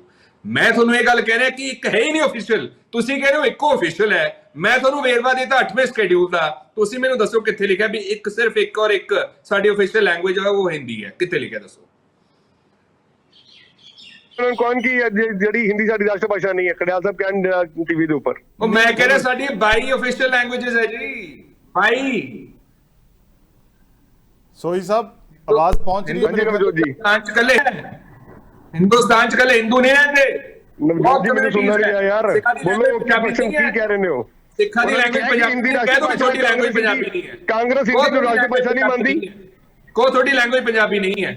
ਤੁਸੀਂ ਕਹੋ ਨਾ ਕਿ ਹਿੰਦੀ ਰਾਸ਼ਟਰ ਭਾਸ਼ਾ ਤੁਸੀਂ ਨਹੀਂ ਮੰਨਦੇ ਕਾਂਗਰਸ। ਮੈਂ ਤਾਂ ਕਹਿ ਰਿਹਾ 22 ਹੈ, ਮੈਂ ਤਾਂ ਕਹਿ ਰਿਹਾ 22 ਹੈ। ਕਨਸਟੀਟਿਊਸ਼ਨ ਦਾ ਵੇਰਵਾ ਦੇ ਰਿਹਾ, 8ਵੇਂ ਸ਼ਡਿਊਲ ਦਾ ਵੇਰਵਾ ਦੇ ਰਿਹਾ। ਤੁਸੀਂ ਦੱਸੋ ਕਿੱਥੇ ਲਿਖਿਆ ਇੱਕ ਆਫੀਸ਼ੀਅਲ ਲੈਂਗੁਏਜ ਹਿੰਦੀ ਹੈ ਸਾਡੀ? ਕਿੱਥੇ ਲਿਖਿਆ? ਬੋਲੋ। ਕੋਈ ਜਵਾਬ ਨਹੀਂ। ਹਿੰਦੀ ਨੂੰ ਰਾਸ਼ਟਰ ਭਾਸ਼ਾ ਨਹੀਂ ਮੰਨਦੀ ਆਪਣੀ। ਖੜਿਆਲ ਸਾਹਿਬ ਬੋਲ ਦਿਓ ਟੀਵੀ ਦੇ ਉੱਪਰ ਅੱਜ। ਮੈਨੂੰ ਮੈਂ ਕਹਿੰਦਾ ਧਾਰੀਵਾਲ ਸਾਹਿਬ ਜ਼ਰਾ ਰਿਪੀਟ ਕਰੋ ਇਹਨਾਂ ਨੂੰ। Congress is an anti national party and you don't recognise Hindi as ਰਾਸ਼ਟਰ ਭਾਸ਼ਾ। ਸੋਹੀ ਸਾਹਿਬ ਇੱਕ ਭਾਜਪਾ ਇਹ ਗੱਲ ਕਹਿ ਸਕਦੀ ਹੈ ਕਿਸੇ ਵੀ ਪੰਜਾਬੀ ਨੂੰ ਕਿ ਉਹਦੀ ਮਾਤ ਭਾਸ਼ਾ ਪੰਜਾਬੀ ਨਹੀਂ ਹੈ, ਹਿੰਦੀ ਹੈ? ਉਹ ਯਾਰ ਮੇਰੀ ਤੁਸੀਂ ਉਹਨਾਂ ਦੇ ਤੁਸੀਂ ਸਪੋਕਸਪਰਸਨ ਬਣ ਕੇ ਨਾ ਗੱਲ ਕਰੋ। ਮੈਂ ਖੜਿਆਲ ਸਾਹਿਬ ਨੂੰ ਪੁੱਛ ਰਿਹਾ ਕਿ ਤੁਸੀਂ ਇਸ ਸਵਾਲ ਦਾ ਮੈਂ ਤੁਸੀਂ ਮੋਡਰੇਟਰ ਹੋ। As a moderator you ask him to I'm asking him a question ਕਿ ਕਾਂਗਰਸ ਹਿੰਦੀ ਨੂੰ ਰਾਸ਼ਟਰ ਭਾਸ਼ਾ ਨਹੀਂ ਮੰਨਦੀ। ਪੰਜਾਬ ਦੀ ਗੱਲ ਨਹੀਂ ਆ ਰਹੀ, ਅਸੀਂ ਰਾਸ਼ਟਰ ਦੀ ਗੱਲ ਕਰ ਰਹੇ ਹਾਂ। ਤੁਸੀਂ ਕਿਹਾ ਸੀ ਨਾ, ਤੁਸੀਂ ਕਿਹਾ ਸੀ ਆਵਾਜ਼ ਨਹੀਂ ਆਉਂਦੀ ਹੈਗੀ, ਮੈਂ ਮਾਧਿਅਮ ਬਣ ਕੇ ਉਹਨਾਂ ਦਾ ਸਵਾਲ ਪੁੱਛਿਆ ਜੀ। ਮੈਂ ਨਹੀਂ ਇਹ ਕਹਿ ਰਿਹਾ ਕਿ ਮੈਂ ਸਪੋਕਸਪਰਸਨ ਹਾਂ ਜੀ। ਮੈਂ ਤੇ ਨਵਜੋਤ ਜੀ, ਮੈਂ ਤੁਹਾਨੂੰ ਉਹੀ ਕਹਿ ਰਿਹਾ, ਪੰਜਾਬ ਦੀ ਗੱਲ ਨਹੀਂ ਚੱਲ ਰਹੀ, ਰਾਸ਼ਟਰ ਦੀ ਗੱਲ ਚੱਲ ਰਹੀ ਹੈ। ਇਹਨਾਂ ਨੂੰ ਪੁੱਛੋ ਕਿ ਕਾਂਗਰਸ ਹਿੰਦੀ ਨੂੰ ਰਾਸ਼ਟਰ ਭਾਸ਼ਾ ਨਹੀਂ ਮੰਨਦੀ। ਸੋਹੀ ਸਾਹਿਬ ਪੰਜਾਬ ਨੂੰ ਐ ਵੱਖ ਨਾ ਕਰਿਆ ਕਰੋ ਜੀ, ਫਿਰ ਪੰਜਾਬੀ ਨੂੰ ਵੱਖਵਾਦੀ ਕਹਿੰਦੇ ਜਾਓ ਨਾ ਪਲੀਜ਼, ਐ ਵੱਖ ਨਾ ਕਰਿਆ ਕਰੋ ਜੀ। ਪੰਜਾਬ ਤੁਸੀਂ ਵਧੀਆ ਪੱਤਰਕਾਰ ਹੋ ਸਕਦੇ ਹੋ, ਜਾਓ ਨਾ, ਪਰ ਪਲੀਜ਼ ਜਿਹੜਾ ਕੁਐਸਚਨ ਚੱਲ ਰਿਹਾ ਉਹਦੇ ਉੱਪਰ ਕੁਐਸਚਨ ਤੇ ਗੱਲ ਕਰ ਲਈਏ। ਇਹਨਾਂ ਨੂੰ ਕਹਿ ਦਿਓ ਕਿ ਅੱਜ ਟੀਵੀ ਤੇ ਬੋਲ ਦੇਣ ਕਿ ਕਾਂਗਰਸ ਹਿੰਦੀ ਨੂੰ ਰਾਸ਼ਟਰ ਭਾਸ਼ਾ ਨਹੀਂ ਮੰਨਦੀ। ਲੋ ਮੈਂ ਕਹਿ ਰਿਹਾ ਇੱਕ ਭਾਸ਼ਾ ਨਹੀਂ ਆਫੀਸ਼ੀਅਲ ਸਾਡੀ 22 ਲੈਂਗੁਏजेस ਰੈਕਗਨਾਈਜ਼ਡ ਹੈ ਕਨਸਟੀਟਿਊਸ਼ਨ ਦੇ ਵਿੱਚ, ਇੱਕ ਨਹੀਂ ਆਫੀਸ਼ੀਅਲ ਹੈਗੀ। ਕਹਿ ਰਹੇ ਰਿਕਾਰਡ ਤੇ 8ਵੇਂ ਸ਼ਡਿਊਲ ਦਾ ਵੇਰਵਾ ਦੇ ਰਿਹਾ। ਤੁਸੀਂ ਦੱਸਤਾ ਦਿਓ ਕਿੱਥੇ ਲਿਖਿਆ ਭਾਈ, ਕਿੱਥੇ ਲਿਖਿਆ ਵੀ ਇੱਕ ਲੈਂਗੁਏਜ ਆਫੀਸ਼ੀਅਲ ਹੈ, ਹਿੰਦੀ ਸਾਡੀ ਲੈਂਗੁਏਜ ਆਫੀਸ਼ੀਅਲ ਹੈ। ਤੇ ਤੁਸੀਂ ਬਿਆਨ ਦੀ ਗੱਲ ਕਰ ਰਹੇ ਹੋ, ਇੱਥੇ ਡਿਬੇਟ 'ਚ ਬਿਆਨ ਦਿਓ ਵੀ ਸਿੱਖਾਂ ਦੀ ਲੈਂਗੁਏਜ ਪੰਜਾਬੀ ਨਹੀਂ ਹੈ, ਵੀ ਬੀਜੇਪੀ ਪੰਜਾਬ ਯੂਨਿਟ ਦੀ ਲੈਂਗੁਏਜ ਪੰਜਾਬੀ ਨਹੀਂ ਹੈ, ਤੁਹਾਡੀ ਲੈਂਗੁਏਜ ਪੰਜਾਬੀ ਨਹੀਂ ਹੈ। ਕਹਿ ਦਿਓ ਆਫੀਸ਼ੀਅਲ ਹੀ ਨਹੀਂ ਹੈਗੀ ਇਹ, ਕਹੋ।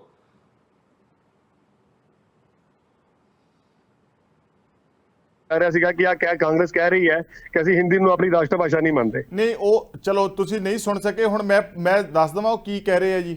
ਹਾਂਜੀ ਉਹ ਕਹਿ ਰਹੇ ਆ ਕਿ ਜਿਹੜਾ ਪੰਜਾਬੀ ਹੈ, ਜਿਹੜਾ ਕੇਰਲਾ ਦੇ ਵਿੱਚ ਰਹਿੰਦਾ, ਜਿਹੜਾ ਤਾਮਿਲਨਾਡੂ ਦੇ ਵਿੱਚ ਰਹਿੰਦਾ, ਬੰਗਾਲ ਦੇ ਵਿੱਚ ਰਹਿੰਦਾ, ਅਸੀਂ ਉਹਨਾਂ ਨੂੰ ਕਿਵੇਂ ਕਹਿ ਸਕਦੇ ਹਾਂ ਕਿ ਤੁਹਾਡੀ ਜਿਹੜੀ ਮਾਤ ਭਾਸ਼ਾਵਾਂ ਨੇ, ਜਿਹੜੀ ਮਦਰ ਲੈਂਗੁਏਜਸ ਨੇ, ਉਹ ਪੰਜਾਬੀ, ਕੰਨੜ, ਮਲਿਆਲਮ, ਕਰਨਾਟਕ, ਇਹ ਭਾਸ਼ਾਵਾਂ ਤੁਹਾਡੀਆਂ ਨਹੀਂ ਹੈਗੀਆਂ, ਹਿੰਦੀ ਆ ਤੁਹਾਡੀ ਮਾਤ ਭਾਸ਼ਾ। ਮਾਤਰ ਭਾਸ਼ਾ and national language is different Navjot ਭਾਈ। ਹਿੰਦੀ ਦੀ ਜਿਹੜੀ ਹਿੰਦੀ ਹੈ ਉਹ ਸਾਡੀ ਰਾਸ਼ਟਰ ਭਾਸ਼ਾ ਹੈ। ਉਹਨੂੰ ਅਸੀਂ ਰਾਸ਼ਟਰ ਉਹੀ ਤਾਂ ਭਾਸ਼ਾ ਮੈਂ ਦਾ ਪੁੱਛ ਰਿਹਾ ਜੀ, ਦਰਜਾ ਉਹ ਮੈਂ ਮਿਲਿਆ ਕਿਹਾ ਹੋਇਆ mention ਹੈ। ਕਿੱਥੇ ਹੈ ਜੀ, ਕਿੱਥੇ ਅਸੀਂ ਉਹਨੂੰ ਰਾਸ਼ਟਰ ਭਾਸ਼ਾ ਯਾਰ official ਮੈਂਸ਼ਨ record ਕਿਤੇ ਦੇ ਹੈ ਜਾਂ ਨਹੀਂ ਵਿੱਚ ਕਿਤੇ ਹੈ, ਆਮ ਨੋਟ ਇਨ ਦੈਟ। ਮੇਰੇ ਕੋਲ ਇਸ ਵਕਤ ਤੋਂ ਤੱਥੇ ਜੇ ਇਸ ਵਕਤ ਤੁਹਾਨੂੰ, ਕਿਉਂਕਿ ਮੈਂ ਹੁਣ ਤੁਹਾਡੇ ਨਾਲ ਫੋਨ ਤੇ ਹੀ ਗੱਲ ਕਰ ਰਿਹਾ, ਤੇ ਫੋਨ ਤੇ ਗੱਲ ਕਰਦਾ ਆਮ ਟਰੈਵਲਿੰਗ ਰਾਈਟ ਨਾਓ, ਆਮ ਇਨ ਦਾ ਹਿਲਸ, ਤੇ ਹਿਲਸ ਦੀ ਆਵਾਜ਼ ਵੀ ਕਦੀ ਕੱਟ ਜਾਂਦੀ ਹੈ, ਕਦੀ ਆ ਜਾਂਦੀ ਹੈ। ਚਲੋ ਤੇ ਮੈਂ ਇੱਕੋ ਹੀ ਗੱਲ ਇਹਨਾਂ ਨੂੰ ਪੁੱਛ ਰਿਹਾ, ਸੋਈ ਤੁਸੀਂ ਸਾਹਿਬ ਤਾਮਿਲਨਾਡੂ ਲੈ ਲਓ, ਦੋ ਗੱਲਾਂ ਕਰਨਾਟਕਾ ਨੇ ਲੈ ਲਓ, ਕੇਰਲਾ ਲੈ ਲਓ। ਦੋ ਗੱਲਾਂ ਨੇ ਜਾਂ ਤਾਂ ਆਪਾਂ ਇਹ ਗੱਲ ਕਰਦੇ ਆ ਕਿ ਮੈਂ ਡਿਬੇਟ ਨੂੰ ਇੱਥੇ ਹੀ ਬੰਦ ਕਰ ਦਵਾਂ, ਜਾਂ ਤੁਸੀਂ ਗੱਡੀ ਬੰਦ ਕਰ ਦਿਓ। ਮੈਂ ਨਹੀਂ ਚਾਹੁੰਦਾ ਮੈਂ ਨਹੀਂ ਚਾਹੁੰਦਾ ਕੋਈ ਹਾਦਸਾ ਹੋਵੇ, ਤੁਸੀਂ ਗੱਡੀ ਚਲਾਉਂਦੇ ਹੋਏ ਡਿਬੇਟ ਕਰ ਰਹੇ ਹੋ, ਗਲਤ ਗੱਲ ਹੈ। ਮੈਂ ਗੱਡੀ ਨਹੀਂ ਚਲਾ ਰਿਹਾ, ਚੰਗੀ ਗੱਲ ਦੱਸਦੇ ਤੁਸੀਂ ਹੁਣ ਪਹਾੜਾਂ 'ਚ ਗੱਡੀ ਚਲਾ ਰਹੇ ਹੋ। ਬ੍ਰਦਰ ਮੈਂ ਗੱਡੀ ਨਹੀਂ ਚਲਾ ਰਿਹਾ, ਪਿੱਛੇ ਬੈਠਾ ਹੋਇਆ, ਡੋਂਟ ਵਰੀ। ਨਹੀਂ ਤੁਸੀਂ ਕਹਿ ਰਹੇ ਸੀ ਡਰਾਈਵ, ਨਹੀਂ ਸੁਣਿਆ ਨਹੀਂ ਸ਼ਾਇਦ ਤੁਸੀਂ। ਮੈਂ ਤੁਸੀਂ ਆਪਣੀ ਕਹਿ ਡਰਾਈਵ ਕਰ ਰਹੇ ਜੀ। ਮੈਂ ਉਹ ਨਹੀਂ ਬ੍ਰਦਰ, ਨੋ ਆਮ ਜੇ ਡਰਾਈਵ ਕਰਦਾ ਤਾਂ ਮੈਂ ਗੱਡੀ ਤੁਹਾਡਾ ਫੋਨ ਲੈਂਦਾ ਹੀ ਨਾ। ਇਸ ਵਕਤ ਕੁਐਸਚਨ ਏਦਾਂ ਹੈ ਕਿ ਇਹਨਾਂ ਨੂੰ ਅਸੀਂ ਰਾਸ਼ਟਰ ਭਾਸ਼ਾ ਦੀ ਗੱਲ ਕਰ ਰਹੇ ਹਾਂ, ਐਂਡ ਆਮ ਅਗੇਨ ਸੇਇੰਗ ਕਿ ask him to say it on national TV that he Congress recognise ਨਹੀਂ ਕਰਦੀ ਹਿੰਦੀ ਨੂੰ ਰਾਸ਼ਟਰ ਭਾਸ਼ਾ। ਕਿਆ ਕੁਐਸਚਨ ਕੇਰਲਾ ਦਾ ਨਹੀਂ ਹੈ, ਕੁਐਸਚਨ ਕਰਨਾਟਕਾ ਦਾ ਨਹੀਂ ਹੈ, ਕੁਐਸਚਨ ਸਾਡੇ ਦੇਸ਼ ਦੀ ਰਾਸ਼ਟਰ ਭਾਸ਼ਾ ਦਾ ਹੈ। ਕਹੋ ਉਹਨਾਂ ਨੂੰ ਕਹਿ ਦੇਣ।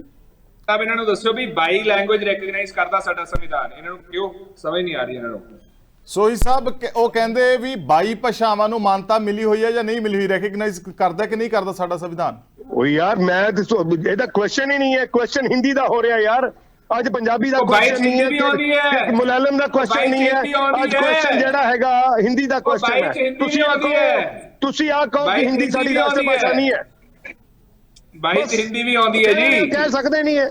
ਇਹਨਾਂ ਕੋਲ ਕਹਿਣ ਹੈਵ ਗॉट ਸਮ ਸੇ। ਮਤਲਬ ਤਰਕ ਧਾਲੀਵਾਲ ਸਾਹਿਬ, ਅੱਜ ਬੀਜੇਪੀ ਕੋਲੇ ਤਰਕ ਨਹੀਂ ਹੈ, ਇਹਨਾਂ ਨੂੰ ਪਤਾ ਲੱਗ ਗਿਆ, ਐਕਸਪੋਜ਼ ਹੋ ਗਏ ਹੈ।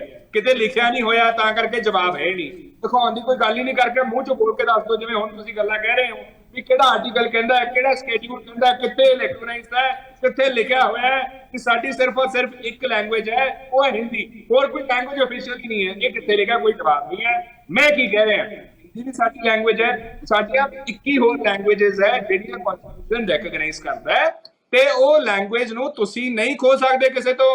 ਉਹ ਜਿਹੜੀ ਅਫੀਸ਼ੀਅਲ ਉਹਨੂੰ ਅਹੁਦਾ ਮਿਲਿਆ ਹੋਇਆ, ਅਥਾਰਟੀ ਮਿਲੀ ਹੋਈ ਹੈ, ਯੂ ਕੈਨੋਟ ਟੇਕ ਇਟ ਅਵੇ। ਸਾਡਾ 8ਵਾਂ ਸਕੇਡਿਊਲ ਜਿਹੜਾ ਹੈ ਉਹ ਚੀਜ਼ ਉਹਦੇ ਬਾਰੇ ਬੋਲਦਾ ਹੈ, ਤੇ ਤੁਸੀਂ ਕਨਸਟੀਟਿਊਸ਼ਨ ਤੋਂ ਵੱਡੇ ਨਾ ਸੀਗੇ, ਨਾ ਹੈਗੇ ਹੋ, ਤੇ ਨਾ ਕਦੇ ਹੋ ਸਕਦੇ ਹੋ। ਤੁਹਾਡੇ ਕੋਲ ਜੇ ਕੋਈ ਜਸਟੀਫਿਕੇਸ਼ਨ ਹੈਗੀ ਹੈ ਵੀ ਇੱਕ ਲੈਂਗੁਏਜ ਸਾਡੀ ਅਫੀਸ਼ੀਅਲ ਹੈ, ਹੋਰ ਕੋਈ ਹੈ ਹੀ ਕੋਈ ਨਹੀਂ, ਤੇ ਉਹ ਮੈਨੂੰ ਦੱਸ ਦਿਓ ਆਰਟੀਕਲ ਕਿਹੜਾ। ਜੇ ਨਹੀਂ ਦੱਸ ਸਕਦੇ ਤਾਂ ਰਿਟੋਰਿਕ ਬੰਦ ਕਰ ਦਿਓ ਵੀ ਜੀ ਕਾਂਗਰਸ ਹੈ ਕਹਿ ਰਹੀ, ਜੀ ਕਾਂਗਰਸ ਤਾਂ ਕਹਿ ਰਹੀ ਹੈ ਵੀ Hindi is one of the languages. ਇੱਕ ਹੈਗੀ ਹੈ ਹਿੰਦੀ ਵੀ, ਲੇਕਿਨ 21 ਹੋਰ ਵੀ ਹੈਗੀਆਂ ਸਾਡੀਆਂ। ਅਖੀਰ ਦੇ ਵਿੱਚ ਮੈਂ ਇਹ ਗੱਲ ਕਹੂੰਗਾ ਕਿ ਇਸ ਮੁਲਕ ਦੀ ਖੂਬਸੂਰਤੀ ਜਿਹੜੀ ਅਨੇਕਤਾ ਦੇ ਵਿੱਚ ਪਈ ਏਕਤਾ ਦੀ, ਇਸ ਦੀ ਖੂਬਸੂਰਤੀ ਹੈ।